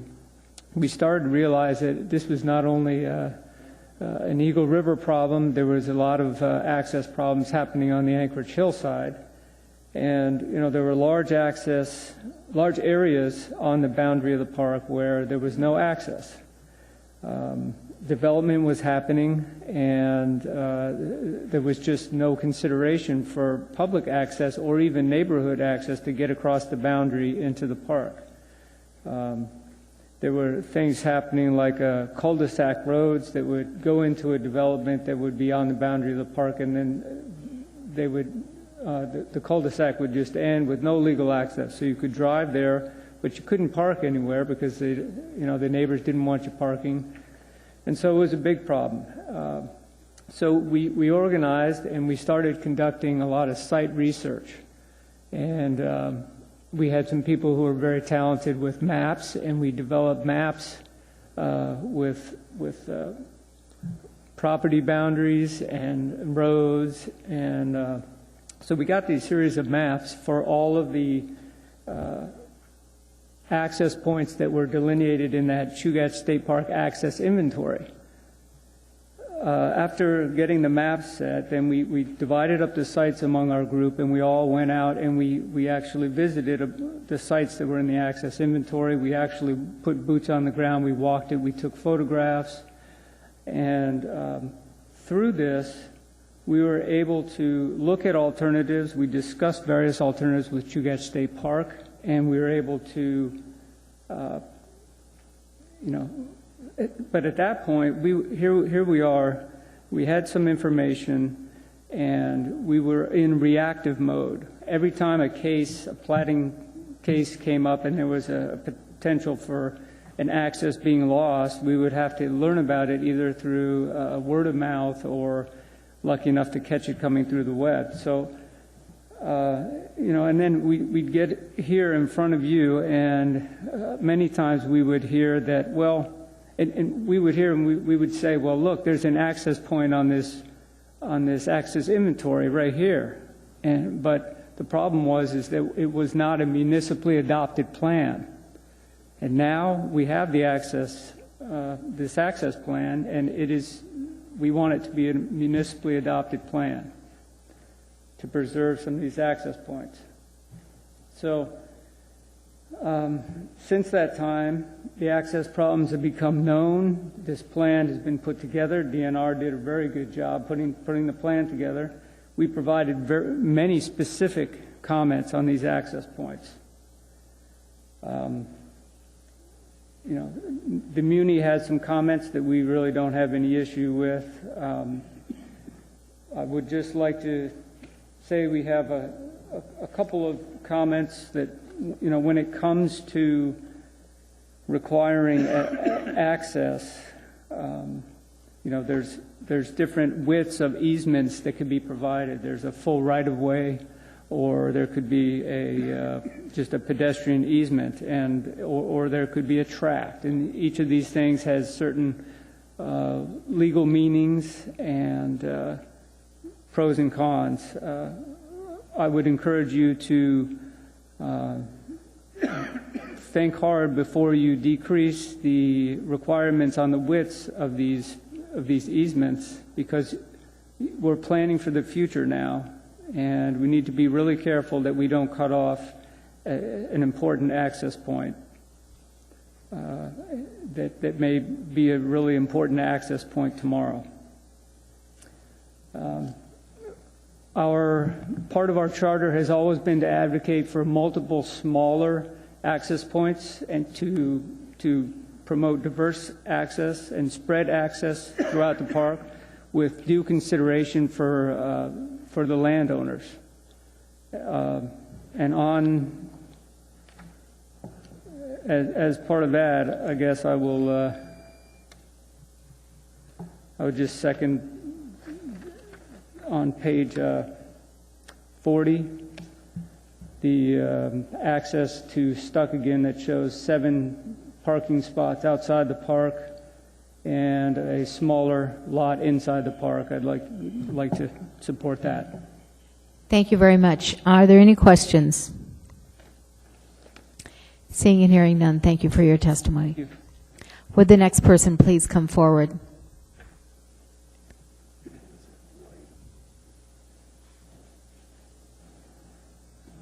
My name is Ann Gabler, Gabler, and I am a resident of Stuckagon Heights. And I'm happy to say that Stuckagon now has, I'm told, 6 access points to Chugach State Park. And our community has supported increased access, smaller access points. However, I would like the Commission to consider Exhibit A a modification. One of our access points is Basher Trailhead, that we had requested that it be a medium parking lot, and it is currently proposed to be a large parking lot, over 50 cars, which is huge. And medium breed 25 to 50. Right now, it's just small, a very small lot, which 6, at the most 8 cars. I rarely see 6 or 7 cars there. The main reason is one of safety, and the Commission has touched on this. Our road is not designed, constructed. It's a very poor road.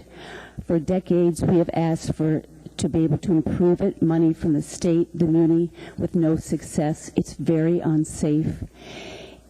Also, in the event of a disaster or such like a forest fire, there is only one road in and one road out.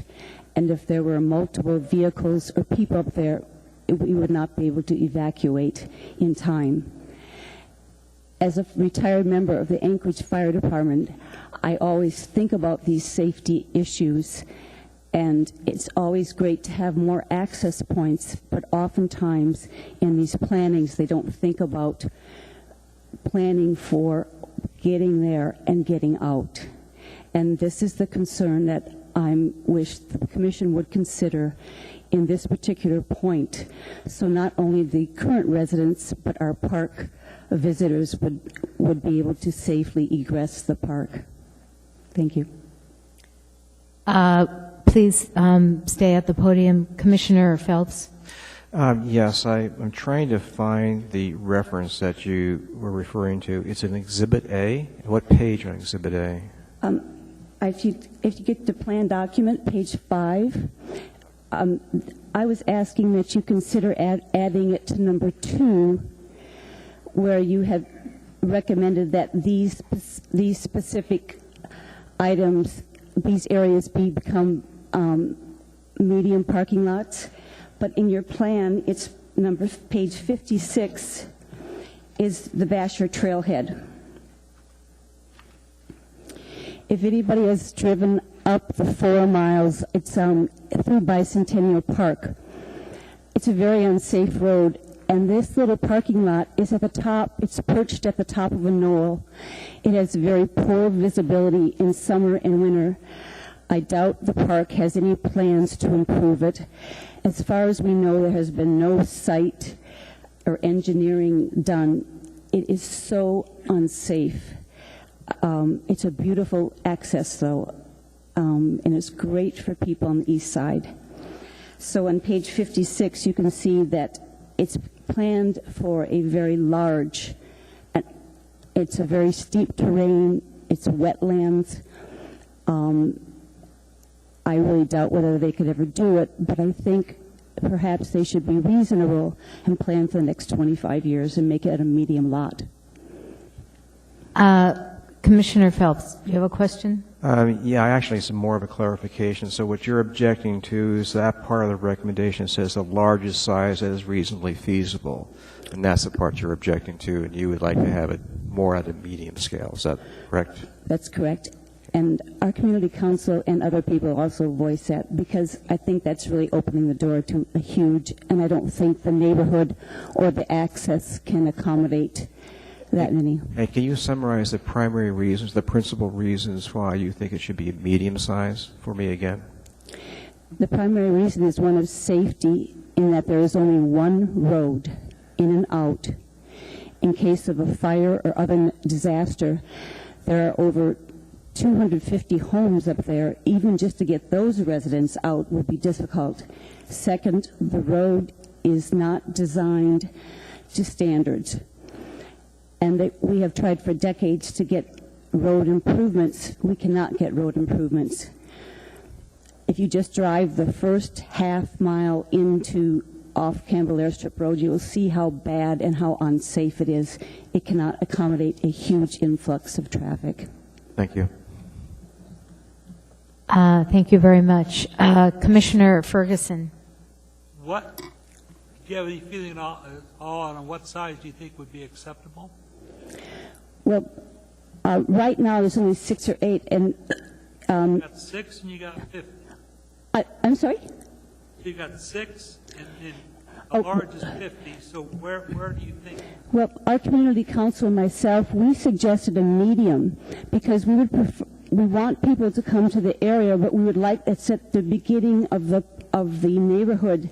There's still 5 other access points, smaller ones in Basher in the community, but at least people would come and park first there rather than a huge influx of vehicles.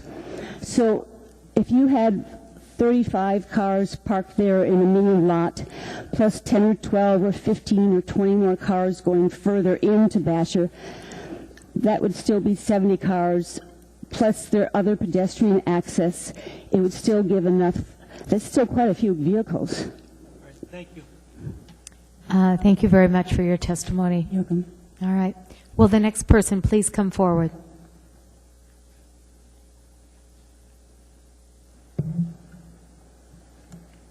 My name is Tina Boucher, and I'm a resident of Stuckagon Heights, and I'm also a member of the Campbell Canyon Homeowners Association, and I'm speaking on behalf of that homeowners association. And my last name is spelled B as in boy, O-U-C-H-E-R. And I think we have the map here that I'm referring to.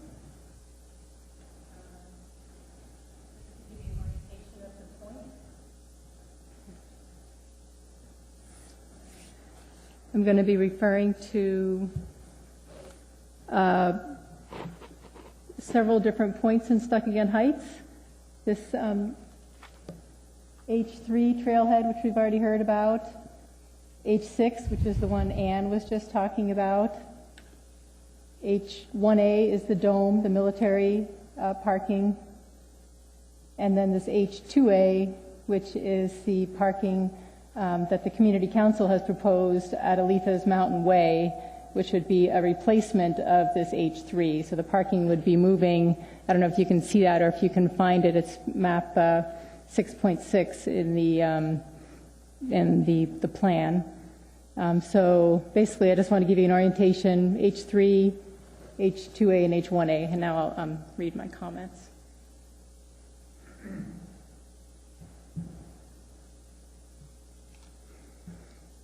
So we recognize that Stuckingen Heights neighborhood provides significant access to Chugach State Park, and with that in mind, the Basher Community Council developed a vision for access and trail development that balances the need for increased public access with the concerns of adjacent neighborhoods regarding traffic and public safety.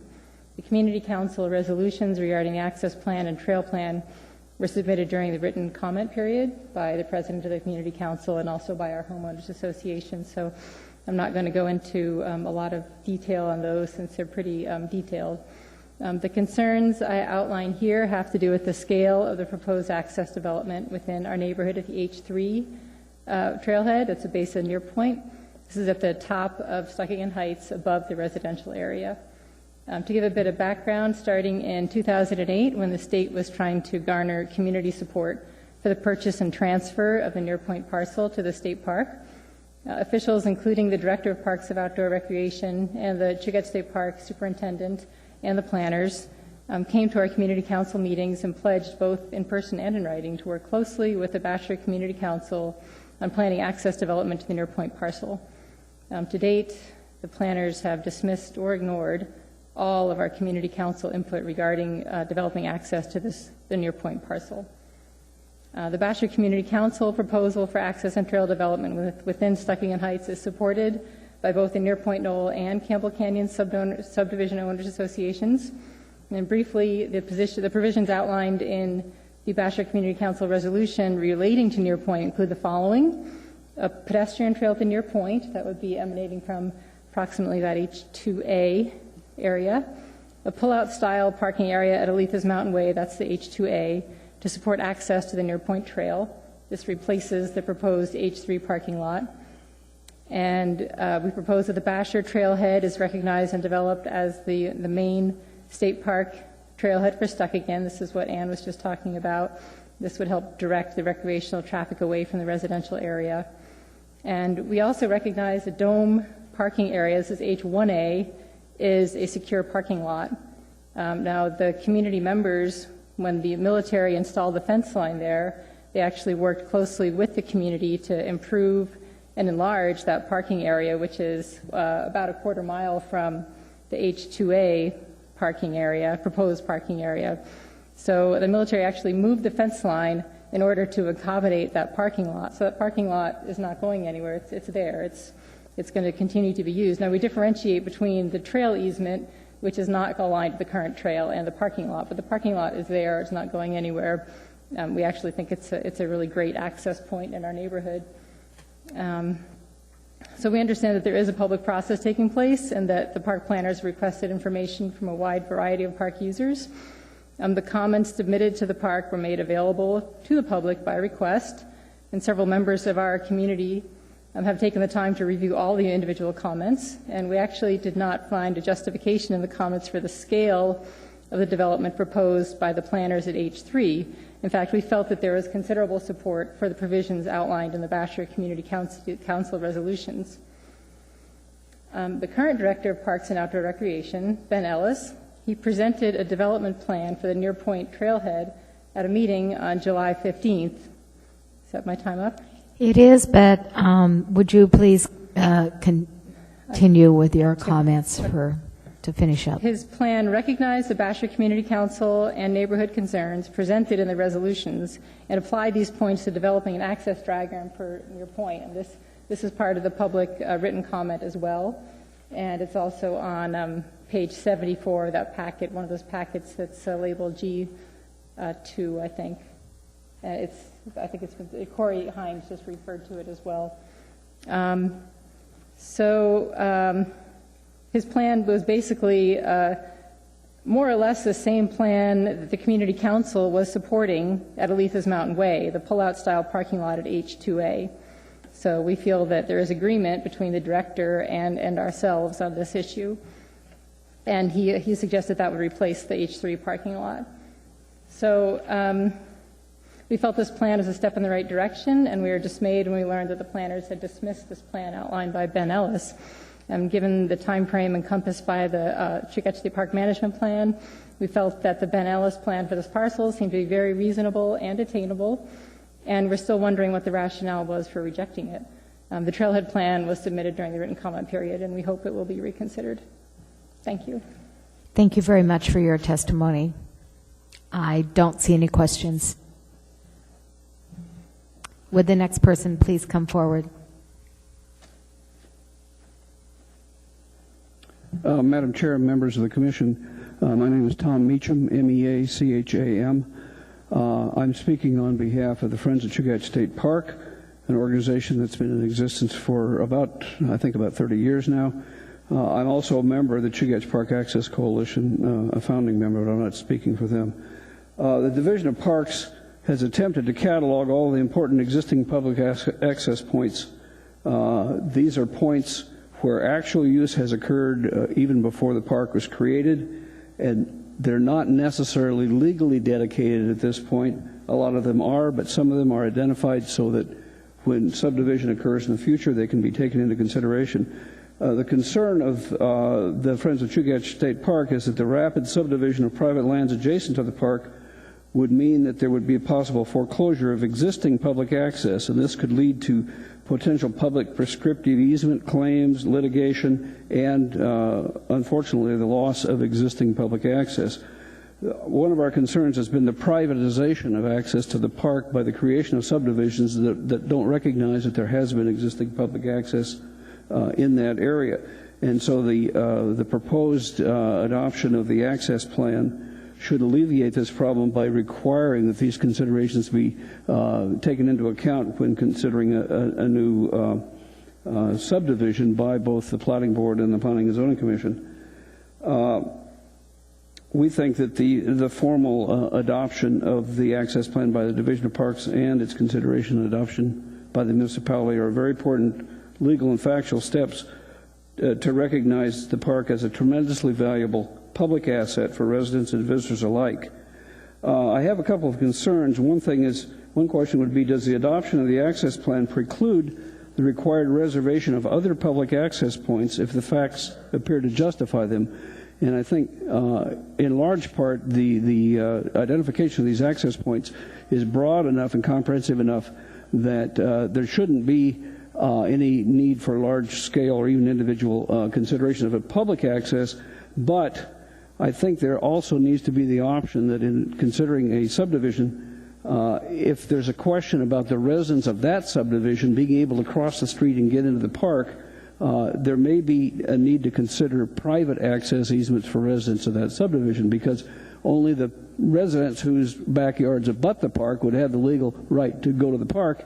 Everybody else would have to get in their car and drive half a mile or a mile or more to get to a public access point. So I think there needs to be the consideration that in the planning process there may need to be private access easements reserved for people in the subdivision, and that would certainly not include creation of additional public access at that point if there were public access easements that were taken into account according to the adopted plan.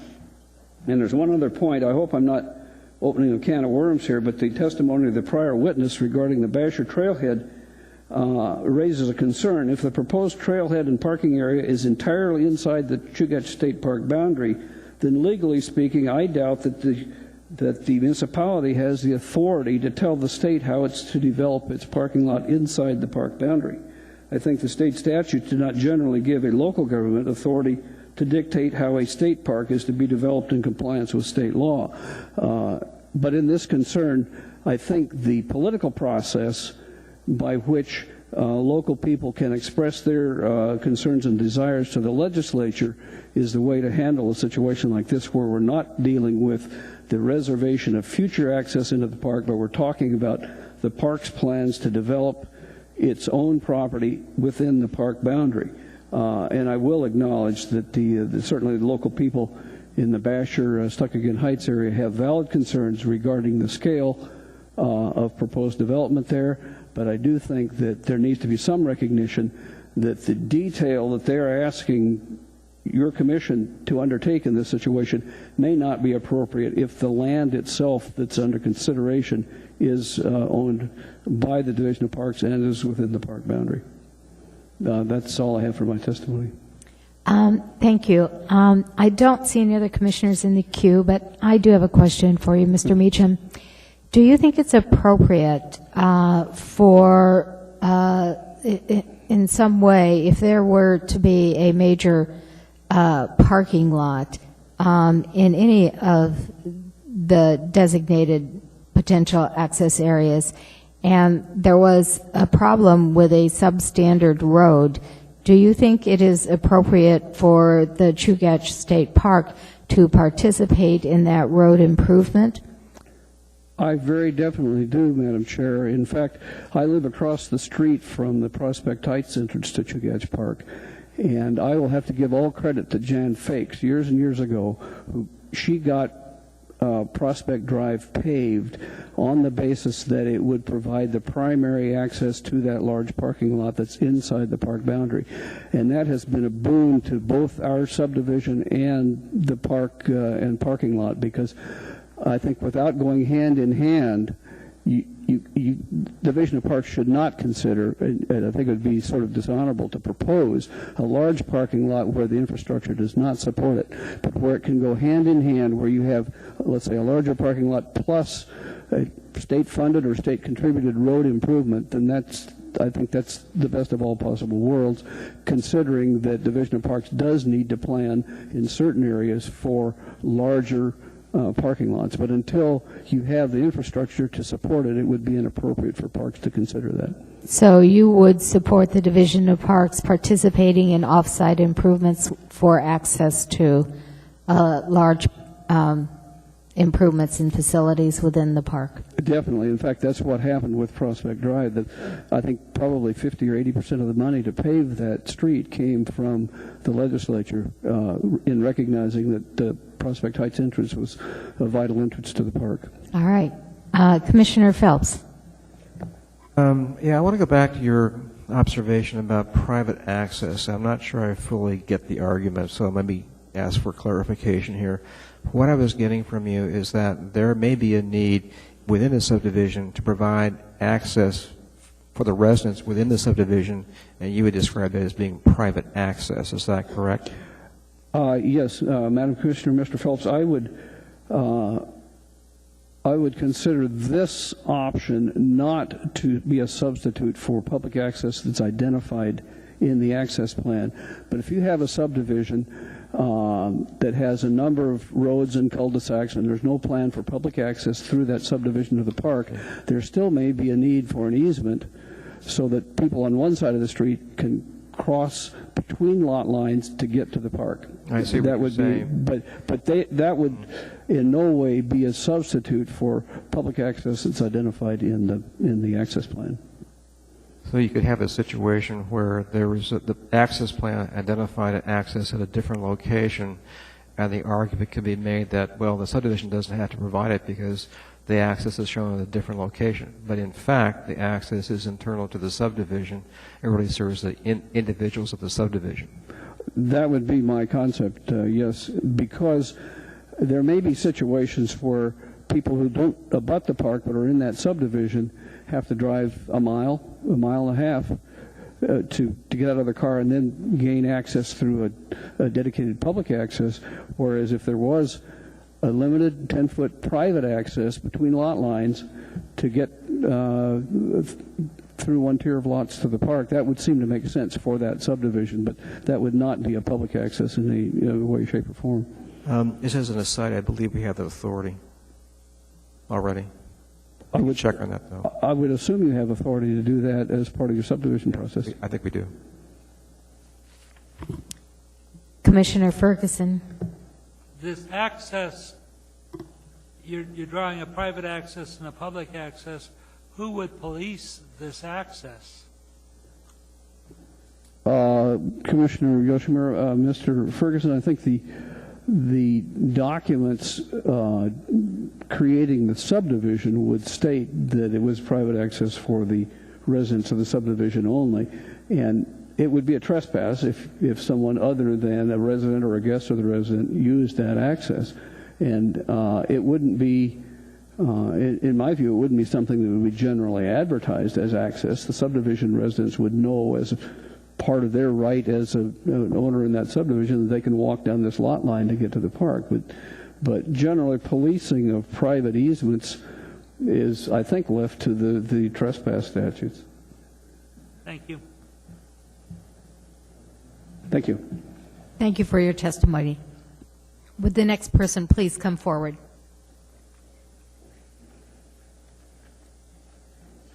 Hi, my name is Tricia Cushman, C-U-S-H-M-A-N, and please forgive me, my comments are going to be much more general and very brief than a lot of the other individuals. I just want to get this intent across. I support access that is compatible with surrounding and developing neighborhoods and balances Chugach Park access for the rest of this growing city. I and many other avid park users that don't live along park boundaries support planning that ensures the state park is able to develop appropriate access facilities over time. Excuse me, we've had a request. If you could move your mic down just a little bit. Oh, sure. All right, thank you very much. Okay.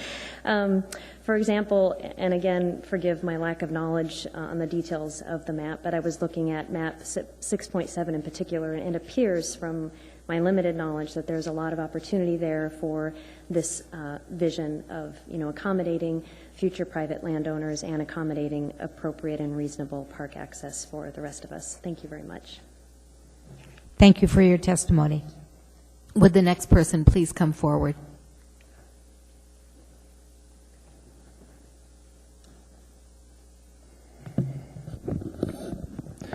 My name is Scott Henderson, Madam Chair and members of the Commission.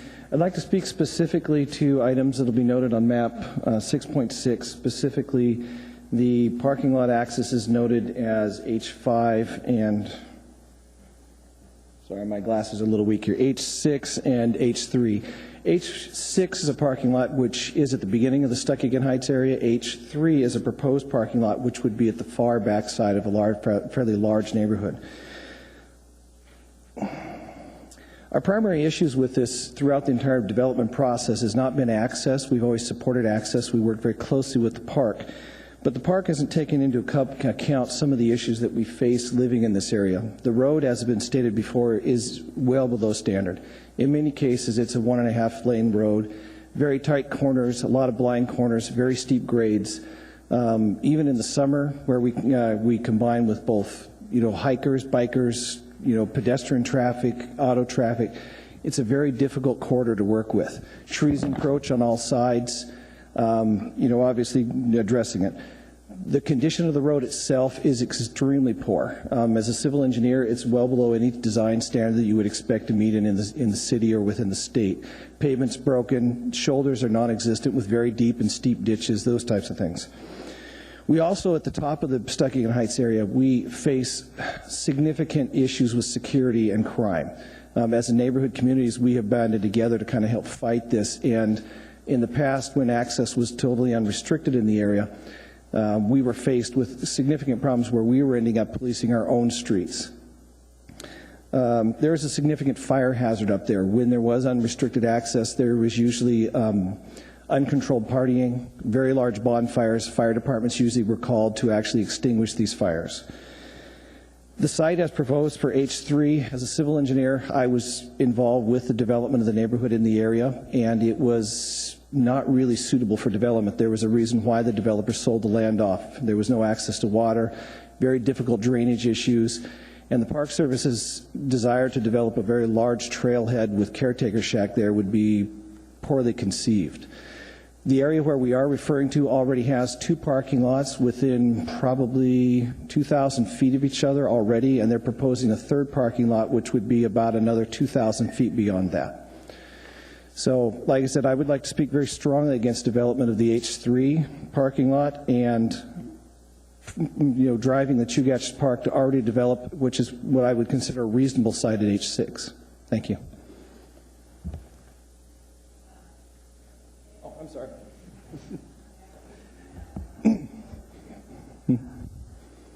Thank you. Commissioner Robinson.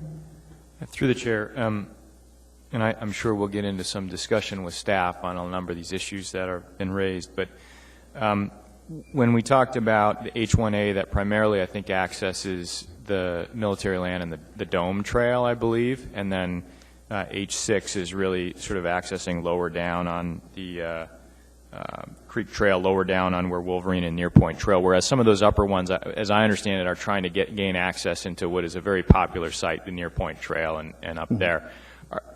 Are you recognizing that either H2A or H3, one of the two, should be developed as some kind of access, but like the previous testimony, you didn't want to see both of them? Or are you suggesting nothing at H3 and only something at H2A, or none of the above? What exactly is your comment there? My personal opinion is H3 would be a little irresponsible. There's already significant trailhead at H1A, and H2 is represented currently by is platted as 3 cars parking. Since I live within a stone's throw of both of them, it's very rare that you see either parking lot full at this time, and there is actually significant room to develop in those areas if necessary. H3 pushes in behind a neighborhood area which has to cut steeply into the side of the mountain, and as I said before, the original developer had to abandon the area because of difficulties with development. Great. And what about H4? H4 I'm unfamiliar with. Great. Thank you. Commissioner Phelps. Yeah, I'm getting to the same question I think that the previous commissioner was talking to. And what I'm getting here is that H3 is not really a favorable location for a parking lot for a number of engineering reasons. Now, are you saying, it is my understanding that no development H3 is appropriate, or only some development H3 is appropriate? In my opinion right now, there is actually significant trail access in the area already. We already have 2 existing platted parking areas. H3, I literally is within a stone's throw of sorry, my glass is a little weak, 2A. And then H1A is about a 2-minute walk from H1A is about a 2-minute walk from H3A, which would be about a 1-minute walk from the proposed H3. So what you're saying is there's like a distribution of demand, so to speak, related to the various trails that you want to use inside that area, and so you get a distribution as opposed to a concentration. Is that what's happening here? Well, we've got several issues. Development of a very large trailhead with the existing parking already would put a huge traffic burden on the existing roads, which are very, very inadequate. Combined with some of the other issues that occur when you are at the end of the road, especially in a situation with the Chugach State Park, who does not respond to crime issues after 5 p.m., this would drive a parking lot back into the valley that would be totally unmonitored. So what is your position on H2A then? H2A is an existing parking lot, which everybody in the neighborhood, when we moved in, purchased land and built homes, accepted as an access. But you would want to keep that parking lot the way it is now then? I think it could probably be improved with some pavement and maybe a little gravel topping and actually making it more official than just a wide spot in the road. Okay, thank you. Commissioner Ferguson. I'm confused on H3. You use the word large, and yet they say accommodate a small lot. And then it goes on to say local neighborhood concerns should be addressed through the site design and development process. Now, from testimony, I keep hearing this large parking lot. The printed word says small parking lot. Can you explain the... I think the discrepancy comes from most of us being involved in several years of planning and meeting with the Chugach State Park, and repetitively they have pushed for, and they're talking caretaker shack at H3, which is not generally a small development. The community has repeatedly said that H6 is an ideal trail area because it places the major traffic accesses before the worst of the roads and also before the high density of the neighborhood. Doing a large development at the back of any type of residential area, especially one that has very limited and very dangerous access, would be, in my opinion, as an engineer, very irresponsible. Okay, you said caretaker shack. I don't see caretaker shack.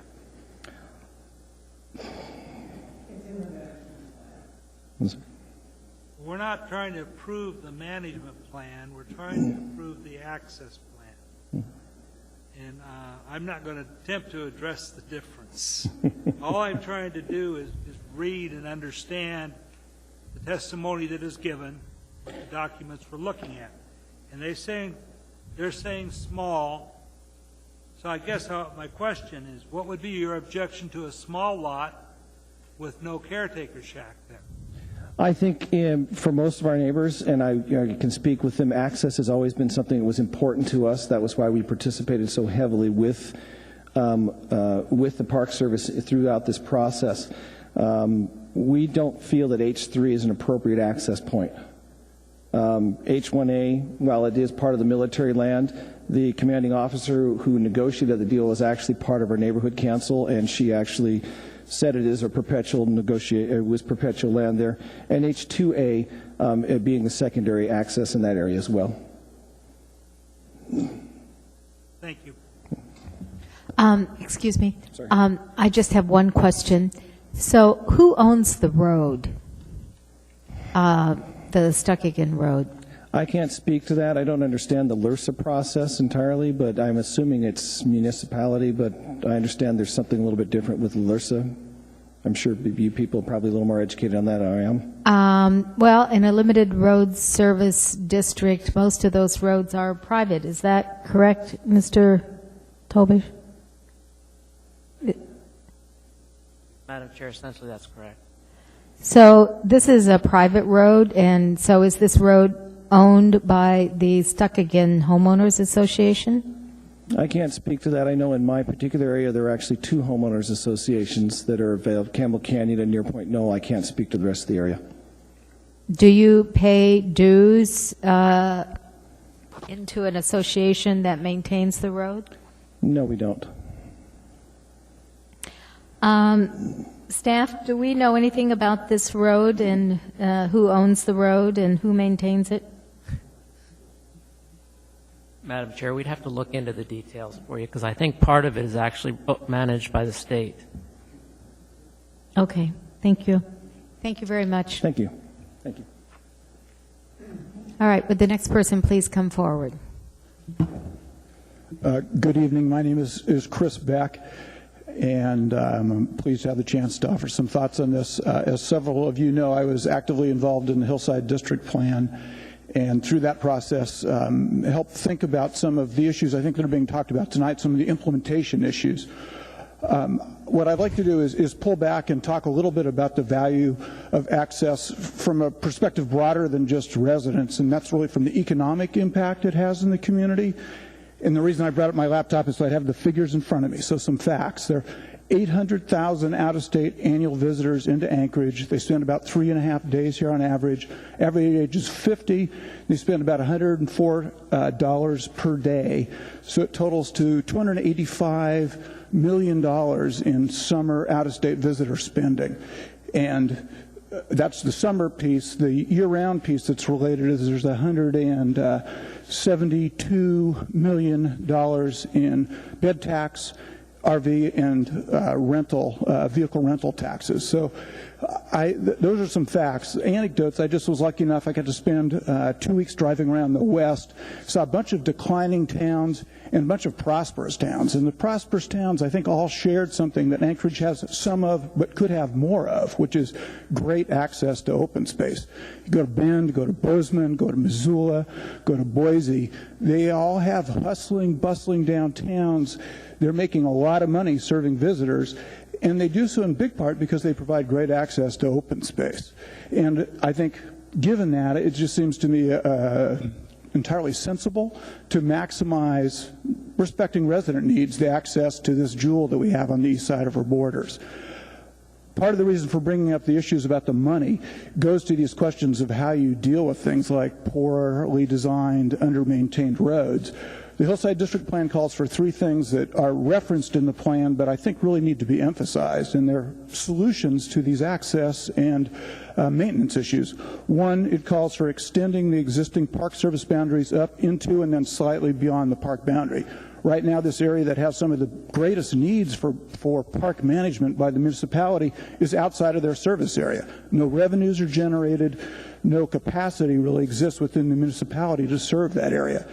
The plan also calls for municipal-wide bond measures and/or bed tax revenues to be used towards the improvements of these access spots, to improve access, to improve maintenance, to deal with trash and vandalism issues.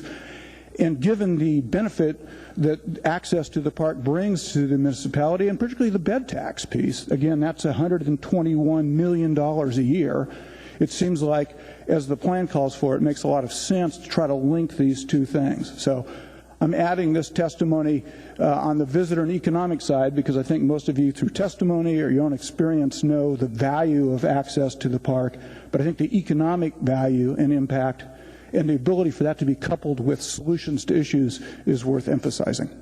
Thank you very much. If you'd stay at the podium, Commissioner Phelps has a question.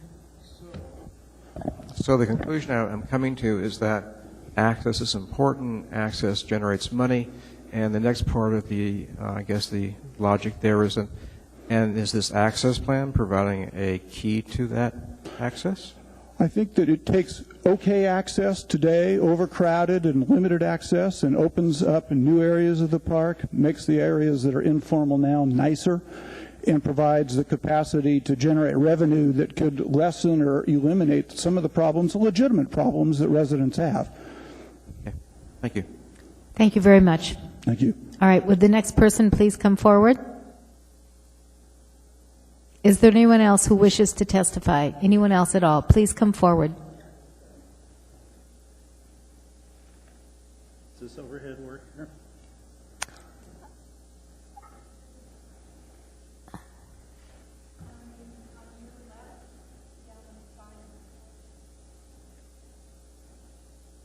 Right here.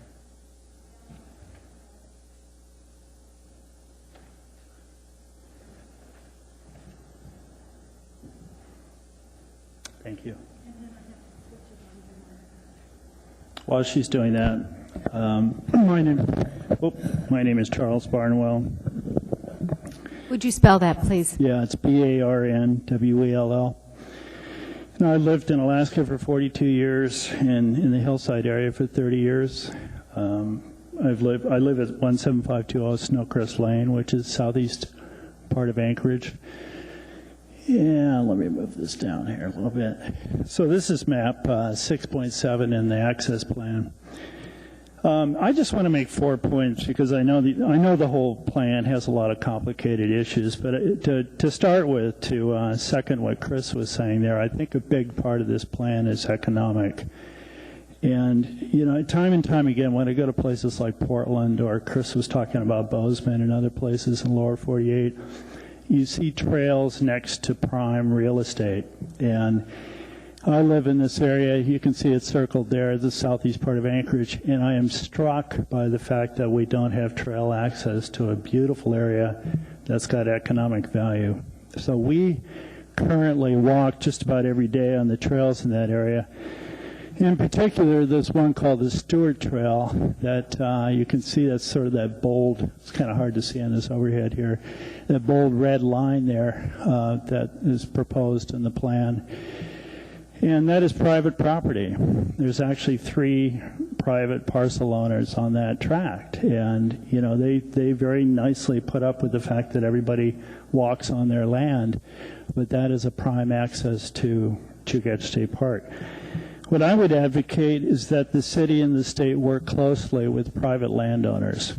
I think we really need to make an effort. There's all sorts of issues with trailheads and everything else, but I think we need to really make an effort to approach these private landowners and find a way to acquire the corridor, the real estate, to actually get these trail corridors built. Chris talked about the Hillside District Plan. There he was arguing in the plan for easement access, and some of the easement access makes sense, but it's pretty steep. And I actually hike some of those easement access trails, and they work, but they're pretty steep. So I would say that here on this map, I think the trailheads, that the areas of opportunity that are identified in the access plan actually make a lot of sense. I think they've been pretty well thought out. And I think the next step, and it's a hard step, is to acquire ownership of those parcels. And it sounds pretty simple, it sounds pretty obvious here, but that's got to happen before anything else can happen.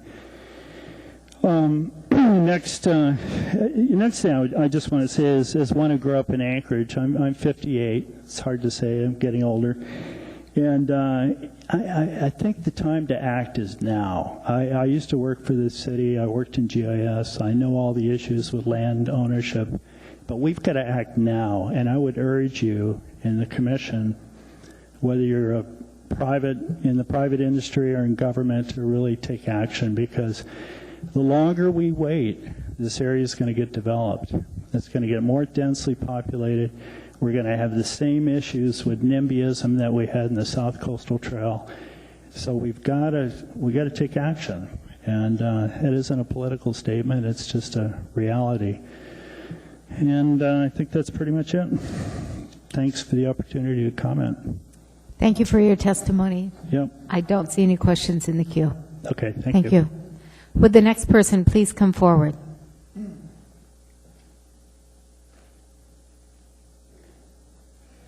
Good evening. I'm Helen Nienhauser.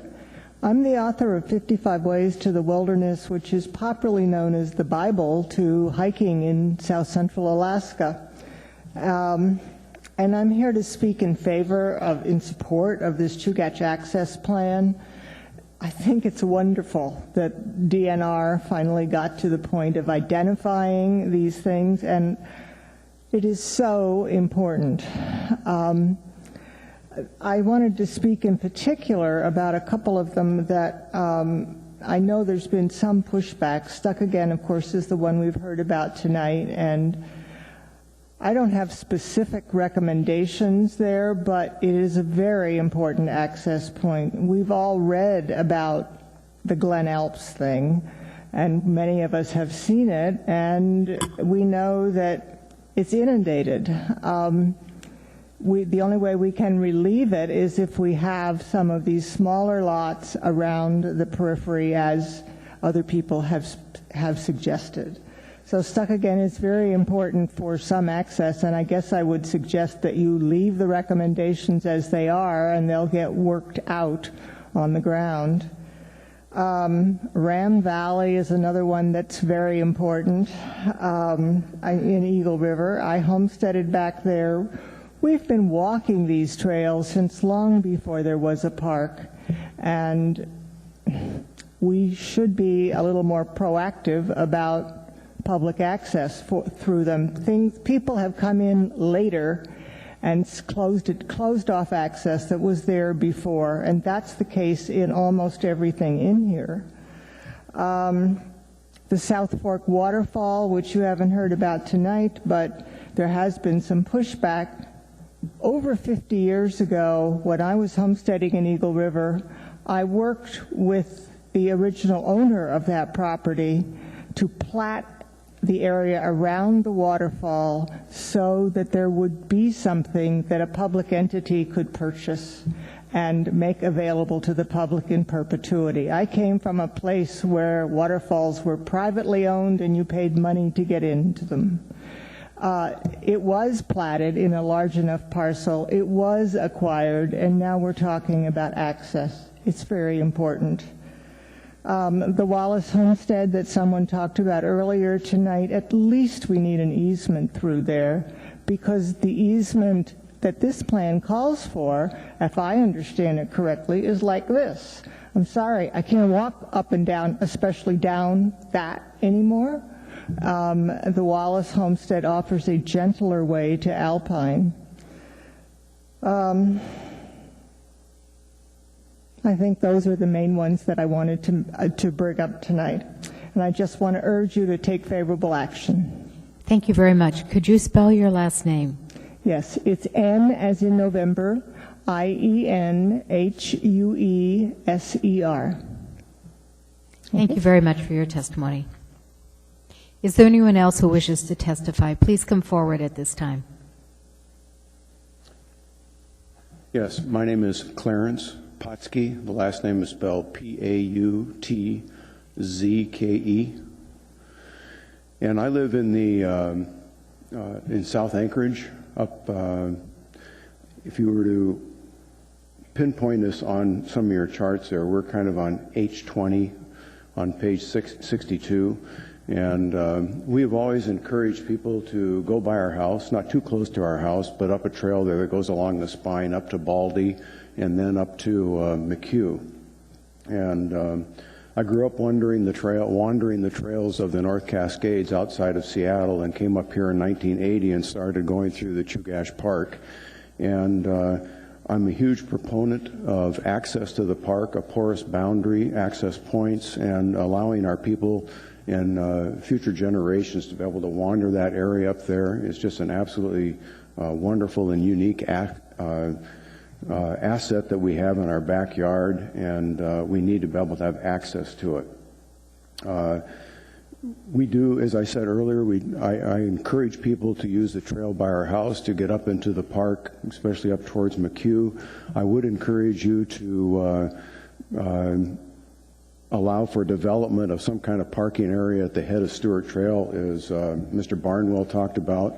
I think that it would be nice to have a parking area up there and some kind of access. Right now, people all try and park on the road further back from there, and there's a red gate there. And it'd be nice if there was access further up the valley that was maintained at the McHugh end of Stewart Road. Just to dip my toe into the Basher issue that has been brought up in earlier testimony, I encourage access up in that area. Last summer I decided to go up there and try and do Temptation and West Tenina, East Tenina, and Tekishla. And so I ended up parking right at the parking lot that's up against the fence there, and then sneaking across and wandering up there, always waiting for helicopters to try and find me. But access to that point up there, up to the dome and up there, I encourage it. And the closer the better, because it's a long ways into Temptation from there. I want to commend the staff for putting together this access plan, and I hope you'll endorse it. I'm a huge proponent of allowing access to Chugach State Park. Thank you. Thank you very much for your testimony. Is there anyone else who wishes to testify? Please come forward.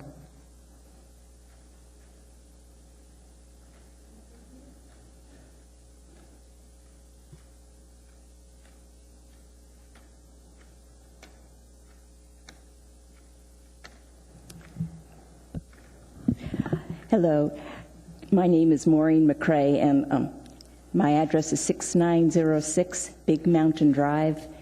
Up until this recently thing, I did a lot of hiking in the area by our house. I am a neighbor of Charlie Barnwell's, and I'm Clarence Potsky's wife, and he's right. The trail used to go right past our bedroom, and we moved it to the side of our property so that we'd have a little privacy, and so would they. We advocate the access to these wonderful hills of ours. We do cross private property to access McHugh Peak. There is no other alternative.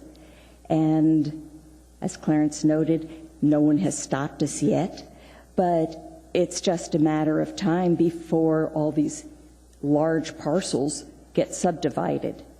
And the potential for the loss of access and the loss of opportunity for the residents and for guests to come and access Chugach Park in places other than Glen Alps would be a real boon.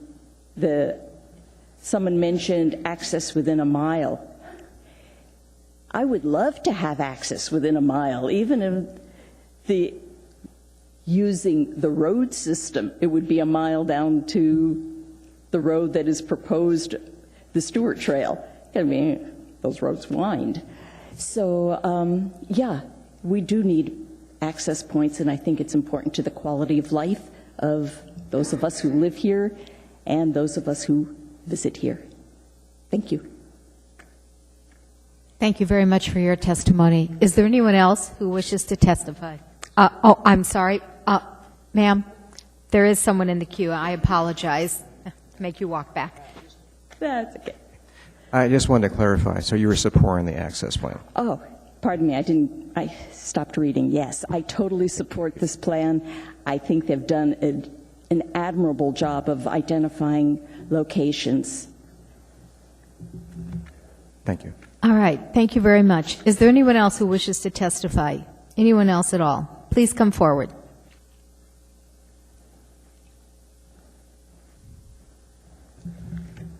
Madam Commissioner, my name is Peter Johnson. I live at 5201 Torres Circle in southeast Anchorage.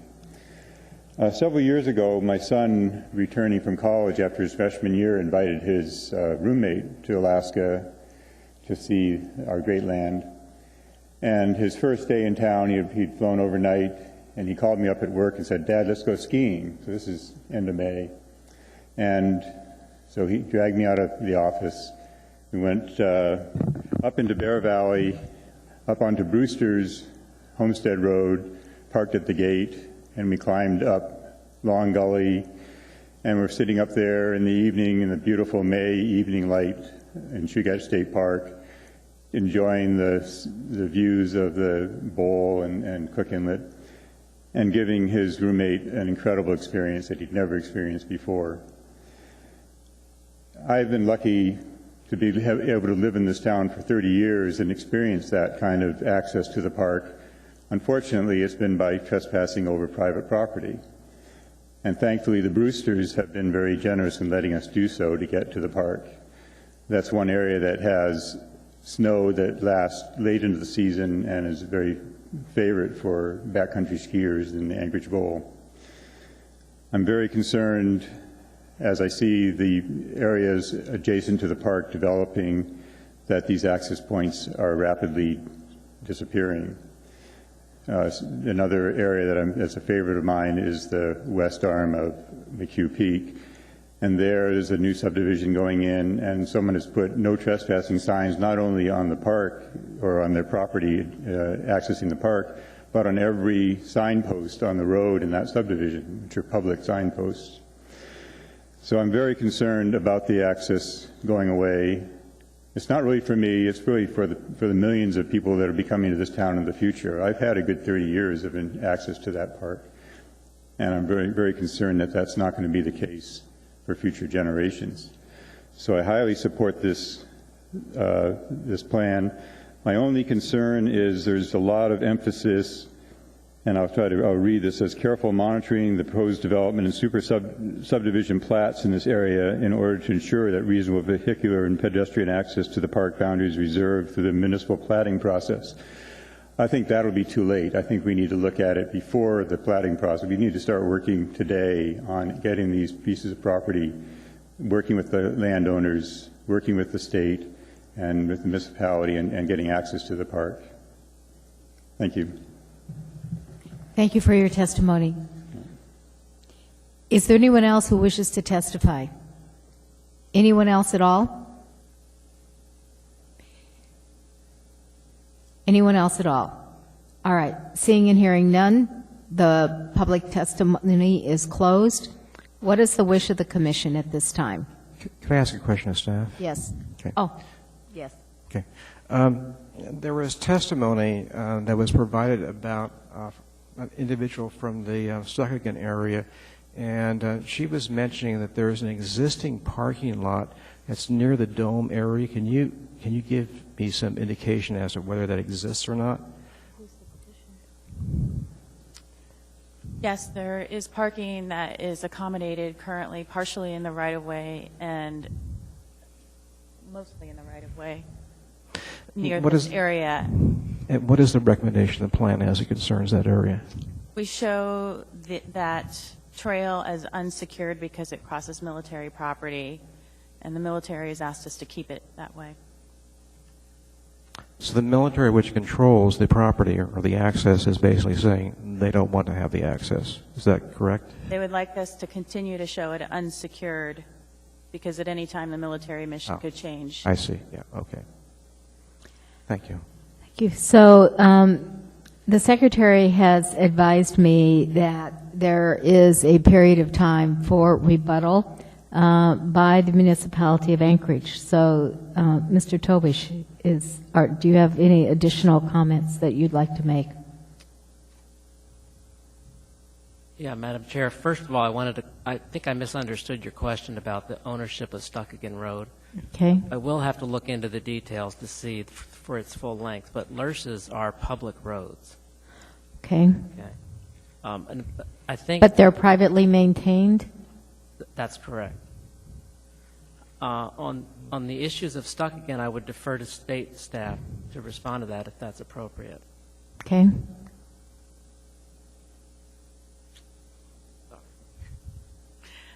There's been some testimony about H3, and the recommendation in the plan is for a small lot, not a very big lot. So just wanted to highlight that, and also Director Ben Ellis concurs with the recommendation in the plan for a small lot. It would be in addition to what's already secured. It would be to enhance access to the park in that area. Thank you. Yeah, Madam Chair, on the Mr. Meacham's testimony, he referred to private access possibilities, and I think I understand his intent and the nuance of it. However, I think that we would not be supportive of pursuing that because of problems with maintenance and ownership and trespass and decisions on who goes and who doesn't. I think our hope would be to resolve access like that with just smaller pedestrian easements, for instance, within new subdivisions. What I understood Mr. Meacham to say is that in addition to the accesses that are described in this particular plan, that does not negate the possibility of private access that could be created by the subdivider. That would be what I would consider an internal amenity for the subdivision and to be used by the homeowners within that subdivision. Okay, well, that does exist Currently. here and there throughout the municipality. Yes. Again, it's something that we would do case by case, yeah. Yes. Commissioner Ferguson, and then Commissioner Phelps, and then Commissioner Robinson. I have two questions. First one's specific to H3, which has been the most talked about one this evening. Is it the intent of a caretaker shack in regards to H3?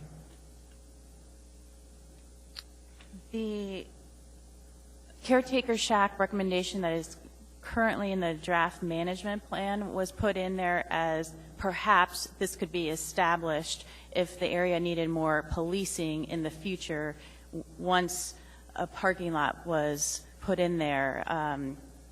It was an alternative. It wasn't something that the division put forward as we must do a caretaker shack there. It was just one of the things that was thrown out as working in other trailheads to kind of speak to the concerns around crime and other nefarious activities occurring in the area.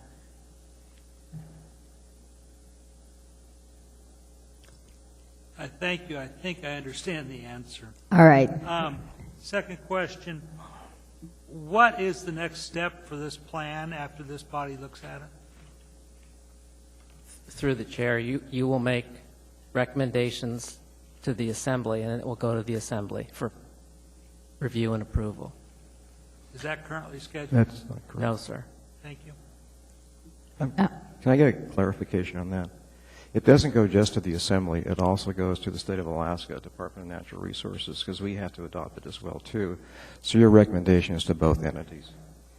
All right. Thank you very much for that clarification. Commissioner Phelps, do you have comments, questions? Well, actually, I'm trying to get to some of the issues on H3, and what we heard an individual say is that from his perspective, and he's a civil engineer, as I recall, it would be difficult or not feasible to construct a parking lot in the area of H3. So what I would suggest, I'm asking for staff's response to this, is the inclusion of a sentence.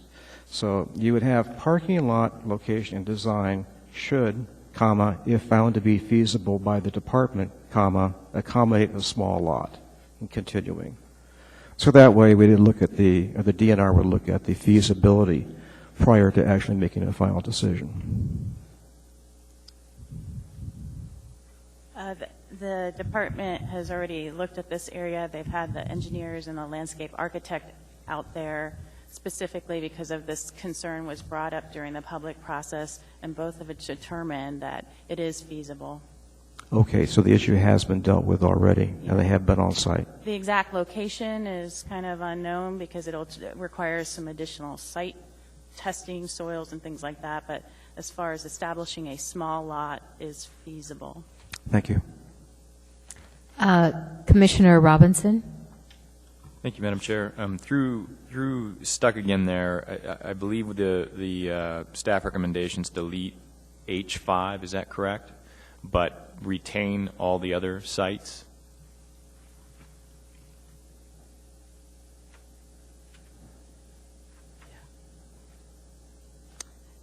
That's correct. Delete H4 and then, or H5, and then H4 has already been settled. It was established as a pedestrian easement. So, and we recommend just keeping it as that pedestrian easement. That area has been resolved during the course of this planning effort. Okay. And just sort of a procedural question. What happens in the course of things, given that while you've done some analysis of these points, obviously there's going to continue to be further analysis and funding opportunities and who knows, platting opportunities that are presented. If the intent of one of these trailhead access point changes, does that mean that you come back and you amend this plan before you go forward with those change plans? And you know, are you prepared to live within those constraints then? Yes, that is, if it doesn't fit what's currently recommended for a particular site, and there is flexibility built into the recommendations, understanding that not everything is exactly in one place. You know, there might be some flexibility in the area, but if it was something completely different, there are amendment recommendations and steps in the implementation section of the plan that we would follow. Okay, thanks. Commissioner Ferguson?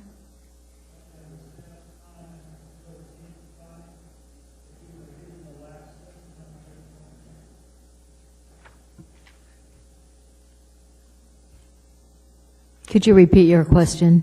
On page 5, staff's comment, if we deleted the last sentence on page 5. Through the chair, Mr. Ferguson, I think that the sentiment of the sentence is important. The fact that this plan amends at least previous plans. So I would prefer to see some wordsmithing rather than deleting it. Because we've had a lot of question about how this plan relates to previous municipal documents, the Trails Plan, the Hillside District Plan, which all have specific or recommended locations. So we're trying to acknowledge that this basically represents the best information. Well, I recognize that, and we have the same concern. Only we're looking at it from a little higher elevation, trying to recognize that issue. And I don't believe your language is there. I'd be interested to hear other language or other comments, but that is a significant concern. And just saying, well, it's our way or the highway, bad pun. But it just, I don't think that gives credit to the other plans that went ahead. And I understand and recognize the work you put into this plan, but I do think there's got to be some other way to resolve this issue. Commissioner Robinson? Thank you, Madam Chair. I was just going to say, I mean, it differs in that other plans just say whatever's, the most recently adopted plan, because we recognize these things change. They're living documents. It changes over time. If the language stays like this, what you'd have to do in any subsequent plan is you'd have to have an implementation step to specifically amend the Chugach Action Plan. And that recommendation in that other document wouldn't actually be effectuated until this document was amended. You'd be adding a step in the process. If you're willing to live by it, those are the rules. But that's a little bit different than our other elements of our comprehensive plan, where it's really sort of it's more of a date stamp and an update. Commissioner Phelps. I believe that Commissioner Ferguson has the right of this, quite frankly. I don't see that this sentence actually adds anything in terms of understanding, and frankly, it does not clarify the situation. And so I would feel much more comfortable if we deleted this sentence. I would agree with the Commissioner, actually. I do have a question of staff, though. Yes. It actually concerns the same paragraph. It's paragraph, no, it's not. It's on page 5, Exhibit A, under the implementation section. It says, and where appropriate and applicable, requirements for public access easements and new subdivision actions. But my understanding is that the plan goes beyond that, and you use the word opportunistic. And my understanding is that the plan also provides the basis for the acquisition of trails and construction of trails. Okay, help me here. Provides the basis for the acquisition of trail easements. It does more than just operate in terms of subdivision. So what I'm trying to get to is, and what more does it operate as, and what's the language that's appropriate for that? Through the chair, Mr. Phelps, could you refer to me where you're looking? Yeah, I will again. It's on page 5 of Exhibit A, which is called G2, the attachment I'm looking at. It's in the implementation section, and it says the following will be added to the implementation section of the clarification purposes at page 95. You go down 1, 2, 3, 4, 5 sentences, and then it says requirement for public access easements and new subdivision actions. That implies that the purpose of this plan is solely to operate inside subdivision functions. That's not my understanding. My understanding is it provides a larger function than just that. That's correct, yes. I'm sorry that. What is the other function, though? How would we express that? Any opportunity that comes up, it would be possible acquisition, it could be a subdivision action, CIP actions, municipal park acquisition, things like that. I think that's what you're getting at. So is it correct to say opportunities for the acquisition of trails and trailhead design and development? Would that come close? Yes, I guess if that's your, I'm not sure you need the word acquisition necessarily, because it could be other, but yes, opportunities was the key word. Okay, thank you.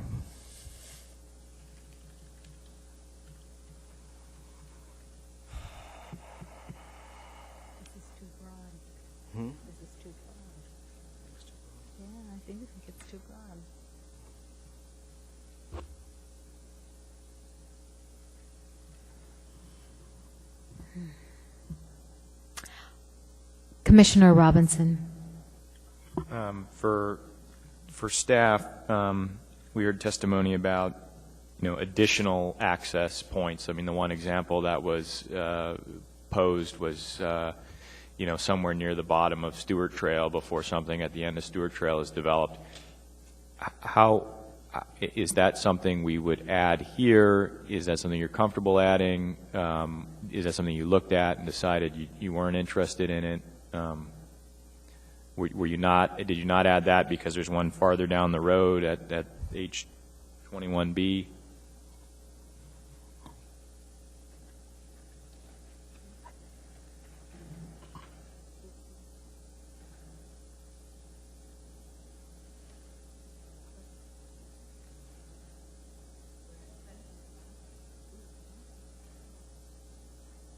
We provided a suite of alternatives for providing access to that area, and we've also prioritized them in the plans. I don't know that I understand the question. Well, the question, we just heard testimony. I mean, we heard a couple of specific access point testimonies here. One, a couple of them were stuck again. This one was about the Stewart Trail, and I believe it would have been somewhere down at the beginning of the red bold line in the neighborhood, but at the entrance of what's currently a gate. But you don't show any an access point there, presumably because it's not on, the state park boundary.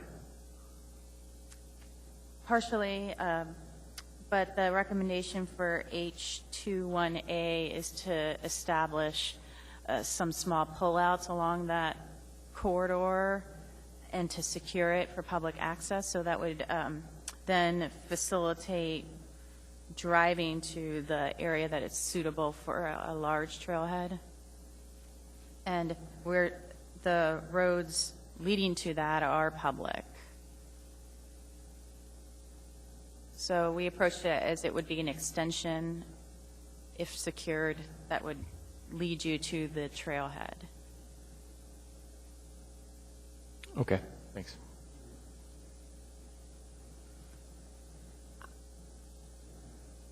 I have a comment.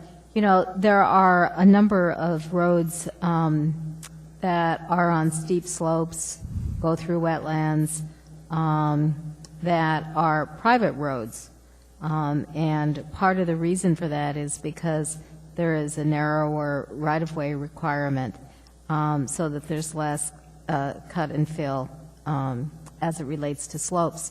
So if I understand this plan correctly, this would require public roads. So you would have no opportunity to create a private road. Is that correct? Even though that road may be built to public standards and may be maintained by a homeowners association? Yes, I think that's correct. That's the approach.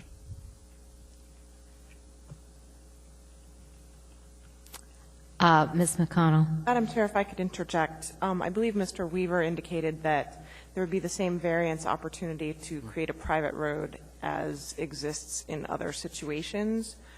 That was something he reflected to us at a meeting earlier. Where would I find that in these documents? The standards for public roads are in the subdivision section, and again, there's a general variance opportunity in the platting process to get a variance from the dedicating the road to the public and making it a private road.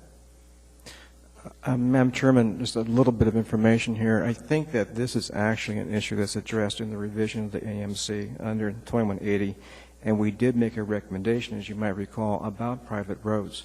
But what I don't know is where that is in the review process by the Assembly Subcommittee. But if this document, no, I understand that, but if this document requires public road and public right-of-way, theoretically, you could have a subdivision with private roads that would then require you to create an easement or a dedication for a public road through an area specifically for access to Chugach State Park. Even though all the other roads are private roads? That's how I read this document. Madam Chair, Erica, yes, but this plan doesn't really go into that type of requirement detail.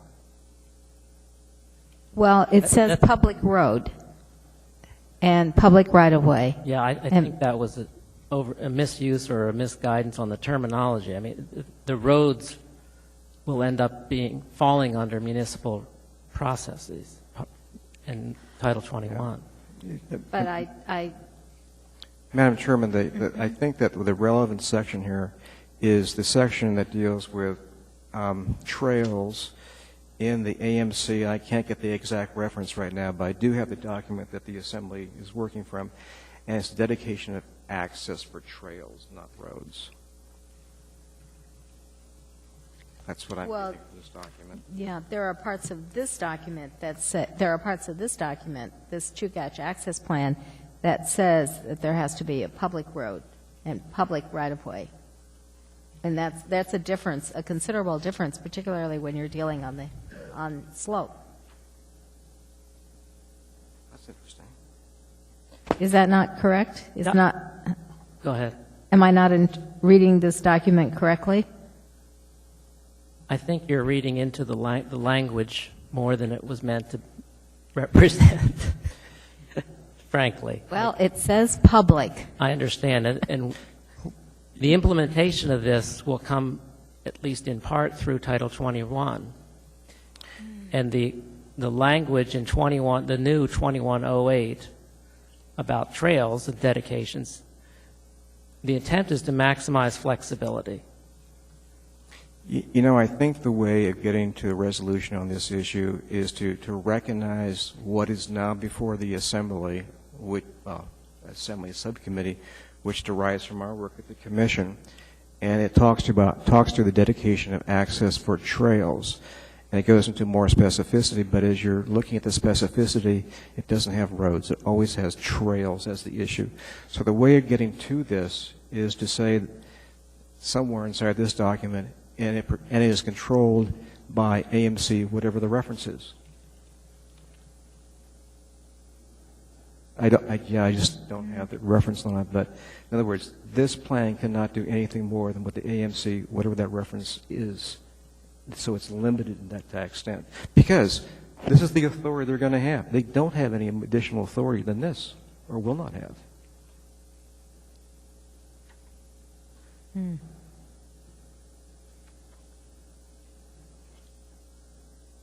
Well, I disagree, but let's move on. Are there any other questions? What is the wish of the Commission at this time? Commissioner Phelps.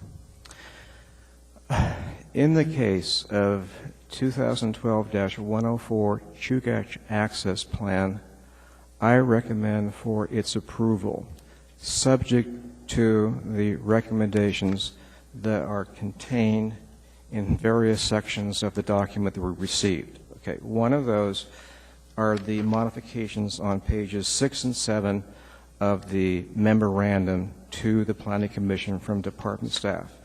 The other would be Exhibit B, and in those instances where it is underlined, so only the underlined sections would be the ones that would be added.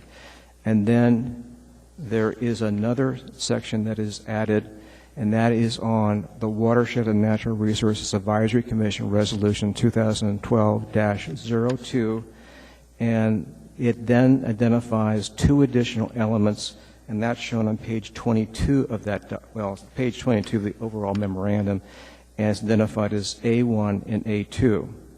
Now, let me ask a clarification of staff. Is that correct? Have I encompassed everything at this point so far?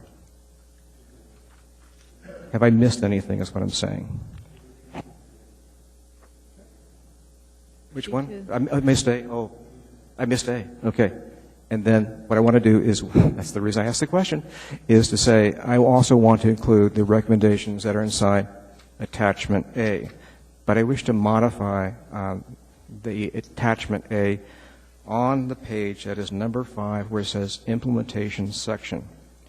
What I wish to do is, under the section that says Implementation Section, 1, 2, 3, 4, 5 sentences down, it says, requirement for public access easements in new subdivision actions as identified in this plan and as controlled by, here's the problem, I don't have the AMC reference.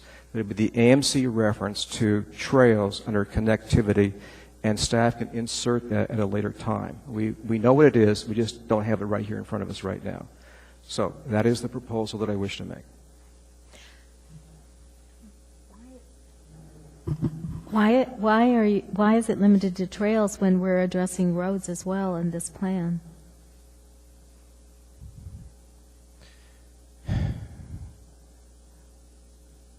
So this is addressing roads as well? Yes. Public roads and right-of-way to Chugach State Park. It's not just trails. Well, the authority statement here says trails.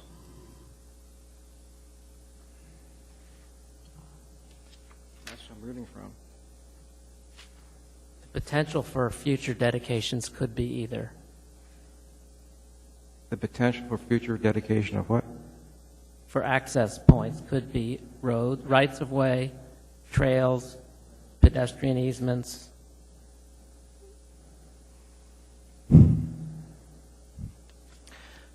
I think I'm going to leave it the way it is and ask for additional discussion from the Commission on this aspect of it, because I'm not clear now on exactly the scope of this as it relates to the AMC. Do we have other comments from the Commission? We don't have a second for the motion. Is there a second for the motion? It's been seconded by Mr. Robinson. So, discussion. I think this is a very important document. I'm not sure that I'm prepared to make a decision tonight. There seems to be a lot of confusion. This is more than a trail document. It does relate to trails, right-of-ways, public roads, and pedestrian pathways. It is a significant document that affects the public well-being and economic development. I thought Mr. Beck made a very good point, but we've heard from a lot of homeowners this evening and residents that question several aspects of this document. I, quite frankly, if we need to vote tonight, I will probably vote no or abstain. I would like to have more discussion, more conversation, maybe another work session now that we've had all this public testimony. Commissioner Parks. Madam Chair, I think I would sit in the same seat as you. I think that we probably need to have a little discussion in a work session to make sure that we iron out all the issues. I, too, will not be voting for this. Can I withdraw my motion? Yes, you may. I will withdraw my motion, and I will ask for postponement to a date certain to deal with certain of the issues that were raised this evening. Thank you. Ms. McConnell, can you brief us on our schedule for the next 30 days? Madam Chair, you have 2 meetings coming up in October. The first one is on October 1st. You have a half-hour work session at the beginning of that meeting to discuss the fee increase proposal. Then my recollection is you have 1 or 2 cases on that agenda. It's not a long night. On October 8th, I believe there's another work session scheduled on the CIP. Jill has more information. And I'm sorry, I don't remember the cases for October 8th.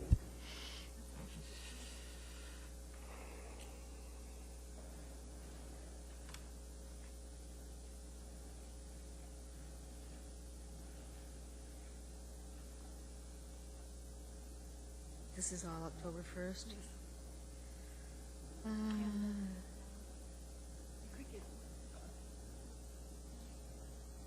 If we could have a half-hour work session, I think we might be willing and able to deal with this issue. Pete, if you were available, and the DNR, I think we need...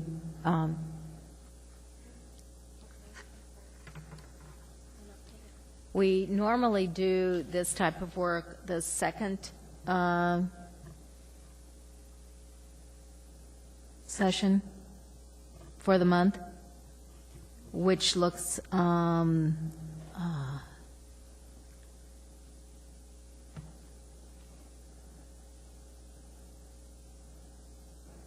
we have a 5:30 work session on this one.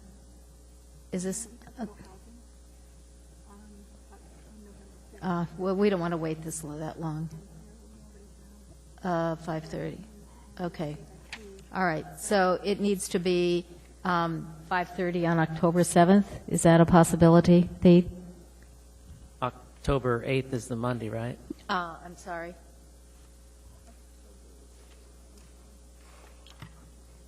Yes. Yes.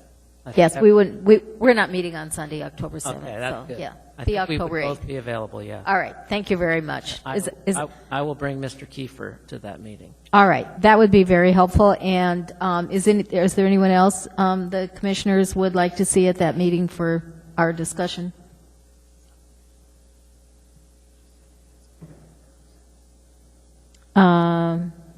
This is Parks. Parks? Can be. Is someone from Parks going to be at the meeting, or can they be there? Yes, we can bring Parks and Rec. All right, thank you very much. So that will be at 5:30. Madam Chair? Yes. Can I just, I'm over down here again. Can I just ask that, because it wasn't clear to me, other than the road issue, where we sort of lost some traction here tonight, and I think it'd be helpful prior to that meeting to at least spell out what we want staff to provide for us so we can make quick work. We don't have to do it now, but I'm just saying ahead of that time, that would be helpful, I think. All right, thank you. Does anyone have any other direction and comments that they want to give now regarding this issue? Well, I think that we need to get a clear statement about authority here. Yes. I mean, I'm looking at the AMC, I'm reading one thing, and this plan is saying another. The plan can't do anything more than the AMC, so we need to figure this thing out. And in that regard, do we need Mr. Wheeler? Wheeler has to be. Weaver or Wheeler? Jerry Weaver. All right. So we would like Mr. Weaver to attend to that work session if possible. All right, thank you. Mr. Hickel, you were in the queue. Did you have anything further you wanted to? All right, thank you very much. All right. Thank you. So this has been moved and seconded for a postponement to October 8th. All right, thank you, for a work session at 5:30. And deliberation on the agenda. All right, thank you very much. Any objection to the motion? Seeing and hearing none, that motion is approved. As for our agenda for this evening, moving on, we have some reports from the Title 20. We have some discussion regarding Title 21. Yep.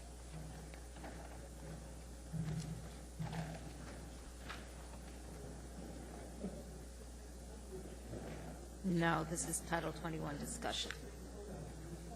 Mm-hmm.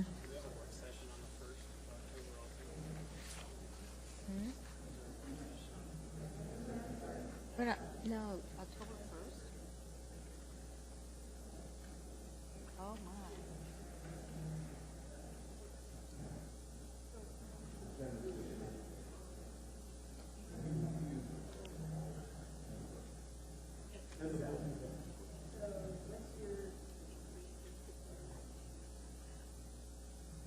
Oh, but we have a big,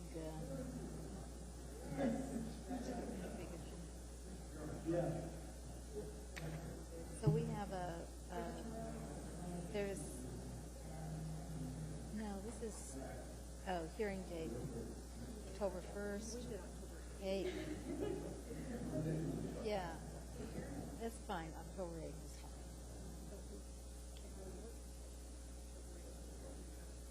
We'll figure it out. We'll figure it out. And this is November, right? We'll figure it out with Erica. All right. All right.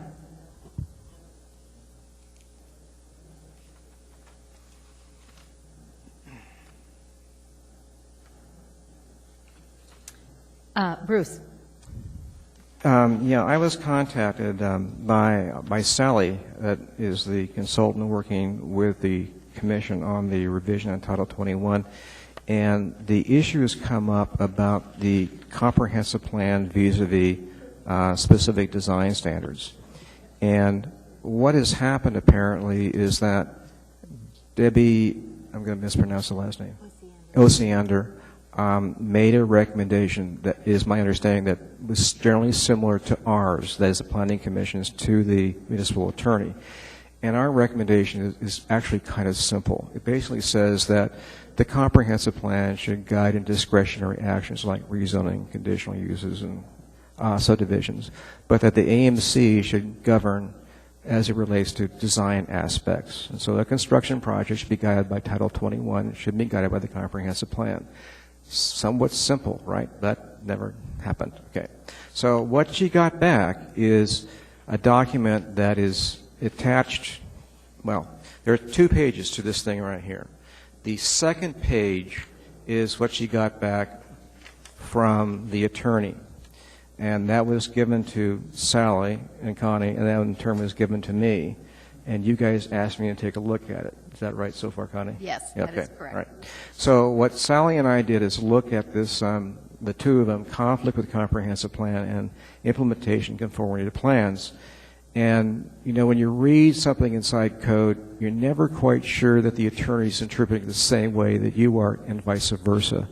But in this particular instance, we both agreed that the application of the language here in B, conflict with the comprehensive plan, would mean if you had a comprehensive plan element or modification to a comprehensive plan, and that would deal with the design, that new document would trump over the AMC, and you don't want to do that. And there's lots of design in many of these plans, and so when you adopt it as element of the comprehensive plan, under this wording here, that would mean that when that document was adopted, let's make believe is the historic preservation plan with design requirements for X, Y, and Z, that would then prevail over the AMC. I mean, my perception is that we don't want that. We don't want that to occur. It's exactly what we want to avoid.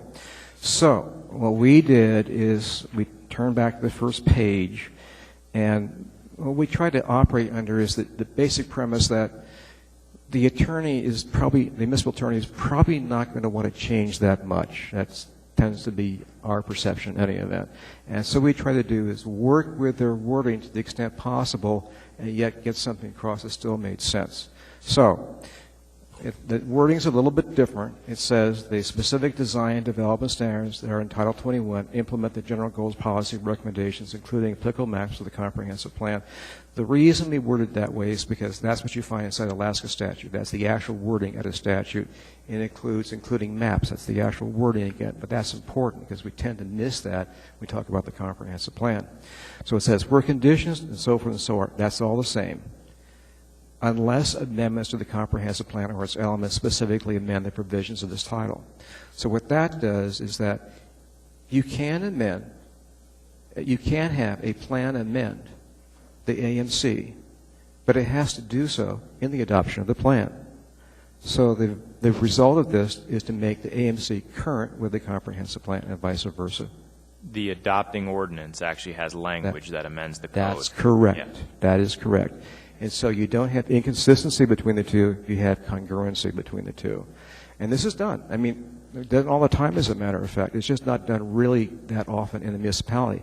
But I will tell you it's done all the time at the state level. It's done quite a bit at the municipal level. And so there shouldn't be any reason for not adopting it this way. So that's the way we came out. I'm in favor of this because it gives clarity and certainty as we go forward. And if we don't, all we're doing is causing confusion. That's right. That's the problem we're up against. So I'm in support of this.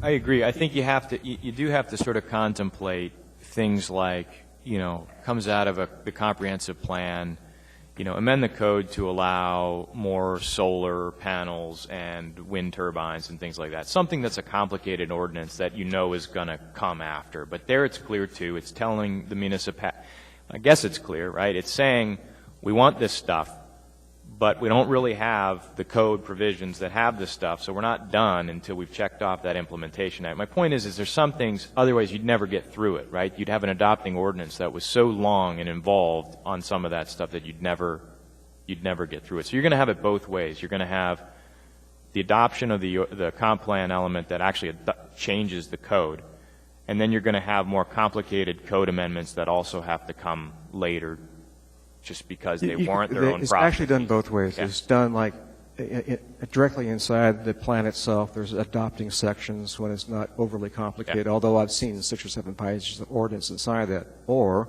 you have this situation where the AMC comes after it and specifically only becomes effective until. But this language wouldn't preclude the latter that you just. It would not preclude the latter, right? Because sometimes it gets really complicated. What this is going to do is make more citizens cognizant and participating in the comprehensive plan and the individual plans, because they will get codified if the Assembly does it correctly. Yes? Yep. Yeah. Yep. So it makes the plans, the participation in the plans, and exactly what the plan says more important, because it becomes part of code. In other words, you have to work the ordinance out at the same time as you work the comprehensive plan. So we're not opposed to the comprehensive plan.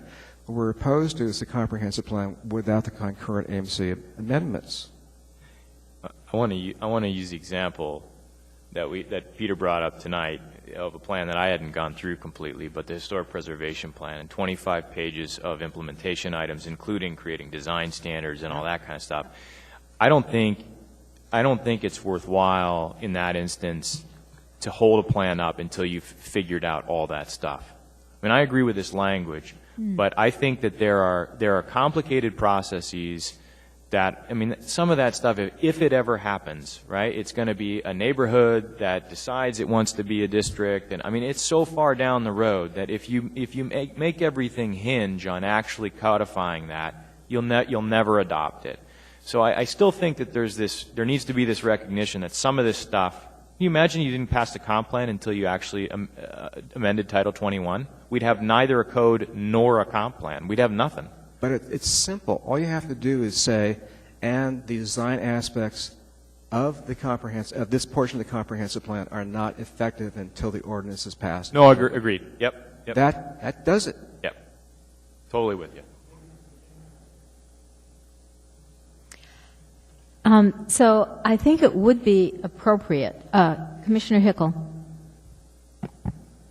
I like the clarification. The reason I wanted to spend time on this board was that you could take the objectivity or subjectivity out of determining what you're supposed to do and what entity's telling you what to do. And if they have a comp plan that's ambiguous or undermines what's written in the code, then we're going to end up with problems. And I feel like if that's what they're going to do, then I've wasted my whole year on this commission. That's the way I feel about it. But And just to say that, my preference would have been for them to take what we recommended. Mm-hmm. I think that was the best wording, but they're not going to let us do that. So I think what would be appropriate would be to entertain a motion to make this recommendation. Could we also deal with the next one, too? Yes. The conformity to plans. The next one is another important aspect, and it says conformity to plans, but if you really read it carefully, it is the priority of comprehensive plan elements they're trying to get to. I didn't say that, but the titling has been changed to say priority of comprehensive plan elements. And really what you want to say is in the last sentence, where the comprehensive plan elements conflict, the most recently adopted plan elements can govern, period. That's what you need to have done, which means that you have that statement that he has in the first place, in the first wording, where elements have been implemented or superseded by provisions of this title, the provisions of this title shall govern. You don't need to say that. If what you're trying to do is clarify what comprehensive plan element comes first, just say that. And so that's what it's saying. The other thing is that he had in his wording, it says, zoning map amendments, land use approvals, and subdivisions shall conform. Well, that means when you say land use approvals, that is everything. So we've taken the word land use approvals out and substitute that with the word conditional uses, which would be something that is discretionary in nature. So the reading is then now amendments, conditional uses, and subdivisions shall conform to the da-da-da-da. Erica? Thank you, Madam Chair. I'd like to point out that you're in the reports section of your agenda. Mhm. You have no case in front of you, and while you do have, the commission has the authority to make recommendations on amending code language, the procedure for doing that is to advertise such an action and hold a public hearing on such an action before making a recommendation. Thank you. Actually, where we are right now is that we have been asked to provide information back to the Assembly Subcommittee next Thursday, or this coming Thursday, should I say, and this goes from Connie to Debbie, and then then the Assembly Subcommittee then deals with it on Thursday. May I suggest Yes. taking informal poll, don't make a motion, don't take formal action, Okay. but discuss among yourselves and authorize Bruce or yourself to go forward. All right. And so the discussion amongst the commissioners is that Bruce will make every effort to clarify the commissioner's position, the commission's position at Thursday, and I will contact Debbie Osander to make sure that this is first on her agenda. But you'll also provide this language to her? Yes, Okay. I will provide this language to her. Okay. All right. Mr. Robinson. I like where Bruce is going. I still see a potential pitfall where you have subdivisions. And I actually liken it back to Mr. Wheeler's email where he was using all of those, if this, then this, on the pathways, which I thought was really kind of helpful to walk through that. But, again, you say you have a comprehensive plan that says you want 10-foot, you want wider pathways than whatever the standard is, and that's all it says. And then you get to subdivision and you go to the code and it's 5 feet. Well, what's wider, right? It would seem to me what this is saying is that, this comprehensive plan element is more recent, therefore it would guide, but there isn't really good concrete. There's not language in the comp plan like there would be in code. You haven't really done your follow through. We would have always interpreted that before as saying that's still an implementation action that has to be brought back with a zoning a Title 21 amendment. But that's not what this says per se. And I worry we end up in the same place where you're at the plating board and it's this loosey-goosey language and it's totally subjective. I guess what you're referring to is the second one, Yeah. 80D. And that's why I took the section out that he had included there. This just tries to clarify which comprehensive plan element comes first. It just says the most recent one applies. That's all this is trying to do. So if there's conflict between comprehensive plan elements, and there are, as we know, then the one that's most recent applies. Again, but if you have a recent, does it apply to a subdivision? So No. Why? But it says subdivisions. Well, it does, but those are discretionary actions. That this thing is actually linked to the one above it, and so if they actually adopt this as it is right now, you will have this situation when they adopt this new element that they will be amending the AMC at the same time. Again, it's a good goal. It's not. You're not always going to have the code amendments at the same time. You I won't. understand that. And that's my concern. I think what you would advocate for, and is what we would come forward with, is say, okay, you've got this comprehensive plan, goal, policy, whatever, and you talk about wider standards. Give me some specifics here so we can codify. It would push you to do that, but I still think there are potential opportunities when you don't do that, and you're left with that. Just like removing land use approvals, you're in the same boat with subdivisions. Is there a way of getting around it? Somehow language that suggests that, it's kind of like it's a general, something in a comprehensive plan is intended to amend the code, right? And when it's in there, when it's in a comprehensive plan and what it's trying to do is amend code, then it's not done until that code is amended.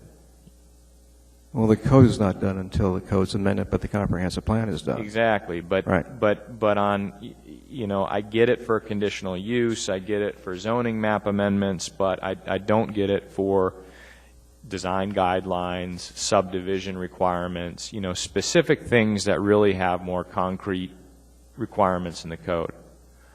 I mean, this is a lot better, Bruce, and we probably minimize a lot of the issues. I just still, there's that, maybe it'll never happen, right? But I can hear the person's voice that it'll happen. Well, if somebody has, a better language, more clarification, just send it to me. I mean, I'm not disagreeing. I mean, I don't see it there. I'll say it that way. I don't necessarily agree. But if you think there's a problem there, give me the language. Let me think about it.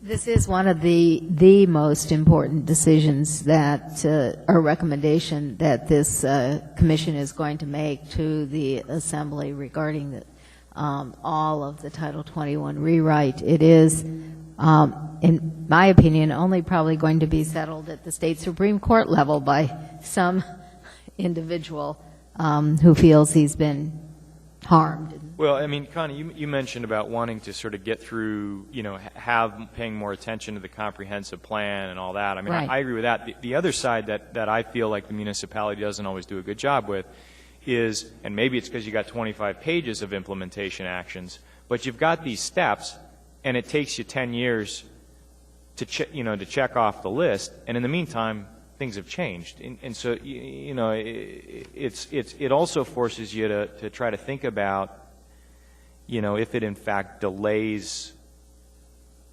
doing the thing until you actually make the change in code, and you make that clear, then that's a good thing.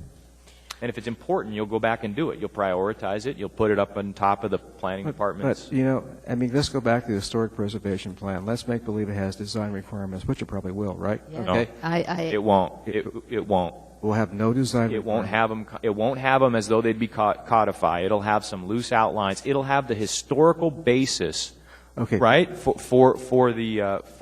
And I absolutely disagree with you, Tyler, because if there was a vacant lot in South Addition to build a home on, and the historic preservation plan has been implemented, I can tell you that there will be one heck of a fight at the permit counter. No, and I would be one that I would stake you lunch and dinner on. I think that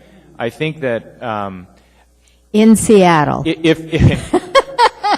if you're using federal funds, you might get dinged with that one. But as a by right development, what I think that plan is trying to do is lay the historic analysis of what that would be.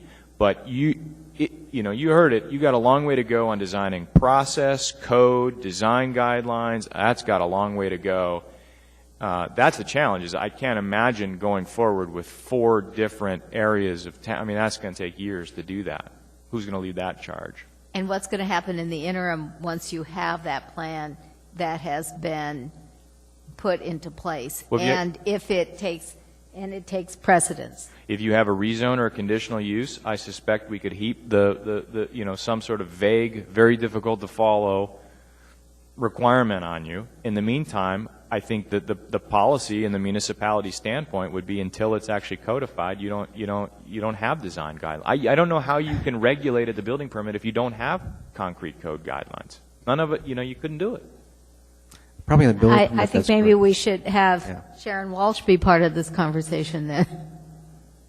I mean, really, seriously, that is my primary concern. I think, like I said, I think that Dennis's little, examples with the paths, I mean, we could carry out a number of examples similar to these that I think would be very helpful. They'd be kind of, practical guides, and I'd say, okay, so you've adopted a historic preservation plan that wants design guidelines, but you haven't yet adopted, a code, an overlay district or anything like this. What happens when you go to the permit counter? Right? And so we're all on the same page. The community's on the page. We're on the same page. The municipality. Yeah. Yeah. I guess I'll try a different way, which is let's make believe that there are design requirements inside a plan of some sort. Mm-hmm. Okay? And let's make believe they're just wonderful design guidelines that really need to be implemented. Well, I think that's the responsibility of the municipality to not enforce those from the plan, but to amend the AMC. You can certainly identify in the plan when you adopt it that the amendments to the AMC will follow, but the design aspects of the plan that's being adopted will not control until the AMC is adopted. I don't see how we can't do that. I'm totally with you, Bruce. I don't disagree with you there. And I think if you do that in the plan, if you have clear implementation steps, meaning here's your action, here's the step, until the step is done, it don't exist, right? It's not done. I'm with you. But what happens is you go through all these plans and then you got 25 pages of implementation and it's thrown together in the plan. It's, you know, I mean, it takes, we need to review it and make sure that that is clear. Otherwise, you create false expectations. And that's just the point of this, is what you're trying to do is not create false expectations. You're trying to say explicitly that it ain't going to be valid until it's in the code. I think we're all in agreement, I think, but we're still pointing out the, you know, that it's not always as clear as, you know, we'd all like it to be. This goes a long way to help that, though. I appreciate that. Yeah, I'm not trying to say this is the best language. This is language we try to develop, keeping as much of the attorney's language as possible so that there's a better chance of them accepting it, quite frankly. They did not accept our language. The language we put forward was very straightforward. Debbie put it forward as well, too, is my understanding. What we got back is completely different than what she sent over to them, or we sent over to them. And so we're just dealing with the situation we have in hand, which is we're dealing with a municipal attorney who feels they should be stated a certain way, and we're trying to provide changes to that so we're protected, so the community is protected.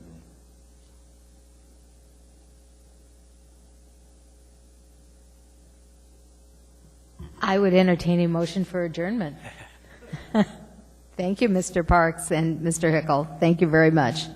I'm still not sure if we've solved Mr. Hickle's problem of what he does, what happens to him at the counter.